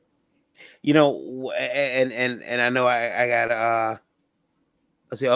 Lewis said Carol was a damn genius. I knew Carol because her mother was a major toy store chain buyer, and they worked together to have Marvel's books to the toy store chain back in the early 1980s. I was when I was at Space, I was talking to a couple of publishers, indie publishers, and I kind of had a moment like you did recently at a con with one. And I told him, I said, look, you gotta, these books that are coming out, we gotta take notice of what they're doing, how they're being done. This is where the industry is going. And it's, no, absolutely not. Those guys are assholes. They don't know what they're doing. I don't have to understand shit. And I thought, wow, but like I got told, hey, man, I would have said this off air, but I'll go ahead and say it on air. You're about 4 words from being unfriended and blocked. I mean, and this is told to me in person by a person I'm friends with on Facebook. You're about 4 words from getting blocked. And it's like there is no, even if I'm saying no, I don't believe in the totality of what they're saying. But check this out. What we need to do is shut up about Comicsgate because you're about to get blocked. And then instantly vilified once you are. I think that we need to. I don't need to understand shit. Like I'll never forget. I'll never forget that. Yeah, I think that that and that bacon be raw. Well, the bacon was raw. It was raw. It really was raw. She definitely knew what she was talking about. We have to become students of the industry. If you're not a student of the industry, then you're missing out, and you're gonna set yourself up for failure, I believe. Well, yeah, but that goes back to you knowing who P. Craig Russell is. Yeah. See, even myself though, I definitely need an education. I need a further education in comics. I know a little bit, but not enough to know. Some people who I know Eisner and Kirby, and but those that's probably just scratching the surface. I mean, yeah, yep. So a lot of people out there don't realize Kirby's contribution even still. Let's see. Lewis says, no thanks about the Eisner commentary. This year was fairly barren. I read 1 best single issue nominee, 1 best continuing series nominee. And as much as I like it, I wouldn't say it's the best. Yeah, it's turned into a popularity contest, which is really incredibly sad. Because like I said in that Sweetcast remark, I will deserve better. No best limited series I read. If Bitterroot doesn't get the best new series award for all the media hype, it's got Why Bother. There's always man eaters. And I have a question for you, Randy. Yeah. What do you know the qualifications to get nominated for an Eisner? It's you, me, and Bert now, it seems. Yeah. Or Lewis, I should say. Sorry. Nominations for Eisner, you have to be nominated. Somebody goes, well, hey, this one deserves an award. That's why I said it's nothing but a popularity contest. It's a popularity contest amongst a bunch of sad, single-minded sheeple. Mm-hmm. It's the same people that have turned the industry into the slop that it's become. You know, yeah, that's sad. That's sad. The mainstream industry, I should say. I don't know how much the industry can bear, how much more it can bear, but we're gonna find out. We're gonna find out. At what cost, I wonder. To the cost of the retailers if they don't organize enough to tell Marvel and DC to straighten their act out. Yeah. Well, that's about it for us. I know I gotta all these retailers that aren't being mushroomed. They know they sit out there and they look at the Indiegogo campaigns, and half of them listen to Ethan, just like you and I do, about the money that he is pulling down, even though they don't want to like his stuff. I'm surprised that none of those books were nominated, honestly. Oh, heck no. What are you, silly? They would never. That's gatekeeping of the highest order. That's never going to happen. That would take a major revolution in the industry for the Eisner Awards to recognize any of those books. Any of them. Deadbeats will have a better chance. Deadbeats will probably be up for an Eisner next year, long before Cyberfrog ever is. Do you think any of those guys are gate? You know, I want to say gate kept. There's the wife, by the way. It's all, how was she? 3 people. She's all right. Do you think that any of those books will be kept out of the comic book legal defense fund if they needed help? She says hi, Varian. Hello. Lewis is also in the chat listening. So, do I think any of them are going to be gatekeeped out? What? They'll be refused access to the CBLDF, the comic book legal defense fund. I don't know. That'll be interesting to find out. Like if they ever need help. I sincerely doubt, though, with the amount of clout that they have, that they would even lean on the comic book legal defense fund. If they got into financial or if they got into legal trouble, they'd just start a GoFundMe, just like they did with Russell Myers. Yeah. Russell Myers can snap his fingers and get 20 grand probably in less than 2 days up against Wade. All he has to do is say he needs it. Boom, it's there. And this stupid Wade doesn't realize the clout, the way. Like I told you, I think off air, Wade has no idea what he started. He started the whole Comicsgate movement. I hope he's happy. All of this comes right down to his shoulders. Right down. You look at the history. And again, that ties back into you just have to understand something, and all of these other idiots out there going, I don't have to understand shit, because they don't want to. They don't want to sit there and look at it. I've looked at it. Anybody with a open mind who sits back and looks at these people can see what the hell's happening. You gotta put down a shirt. What? I don't have to understand shit? Yeah. Probably. Famous last words.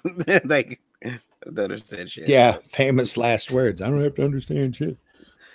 And these people are going to wonder why they're not getting the assignments that they used to. They're going to wonder why they didn't make the same money this year as they did last year. That's because, obviously they don't need to understand shit. So with that said, I'm going to make the money they deserve. On the other hand, I've got a YouTube channel. You've got a YouTube channel. We've got visibility. We're just going to keep pounding this out every Tuesday until we get, thousands of people listening. It's only a matter of time. Oh yeah. And I'm going to leave my thousands of people this week. I got to get here. I got to get up very early in the morning, take care of some business. But The wife's got surgery on Thursday, and I have half of the Formar signs to complete. So I'm probably heading to bed and waking up early tomorrow morning to get back to work on the drawing board. Excellent, excellent. Randy, please keep us up to date with what you're doing, what your Formar stuff. We'd like to see it. I mean, you can't show most of it, but yeah, I can't. I probably got into trouble last time, but they were. I had a meeting with them this morning. They were really good to me. Okay, that's cool. That's cool. Well, and pictures from the Comic-Con, from Flint Comic-Con, will be going up soon. We have a couple of them, so we'll get those up. It's been a pleasure talking to everybody. Thank you, Lewis. Time to go. I just got a set of pictures from the Black Panther family from last year. Okay. To show around. I'll be posting those shortly. Those are awesome pictures. That's cool. What a great family. That was cool to see those. Make sure you if you incredible costumes, just great. That's cool. That's what comics are about, buddy. It is. Need more of that. Much more. So much more. All right. Thank you, everybody, for listening. We will see you next Tuesday at 9 o'clock. Hey, we gained a new watcher. Somebody else come on. There's 4 now. So, hey, whoever you are out there who's not in the chat, take care. Yeah. Thanks for coming. Thanks for listening to us live. We'll see you guys next week. See you next week. And next Tuesday, close to same bat time, same bat channel. Yep. Until then, stay safe. See you later. Take care. Thanks for being here.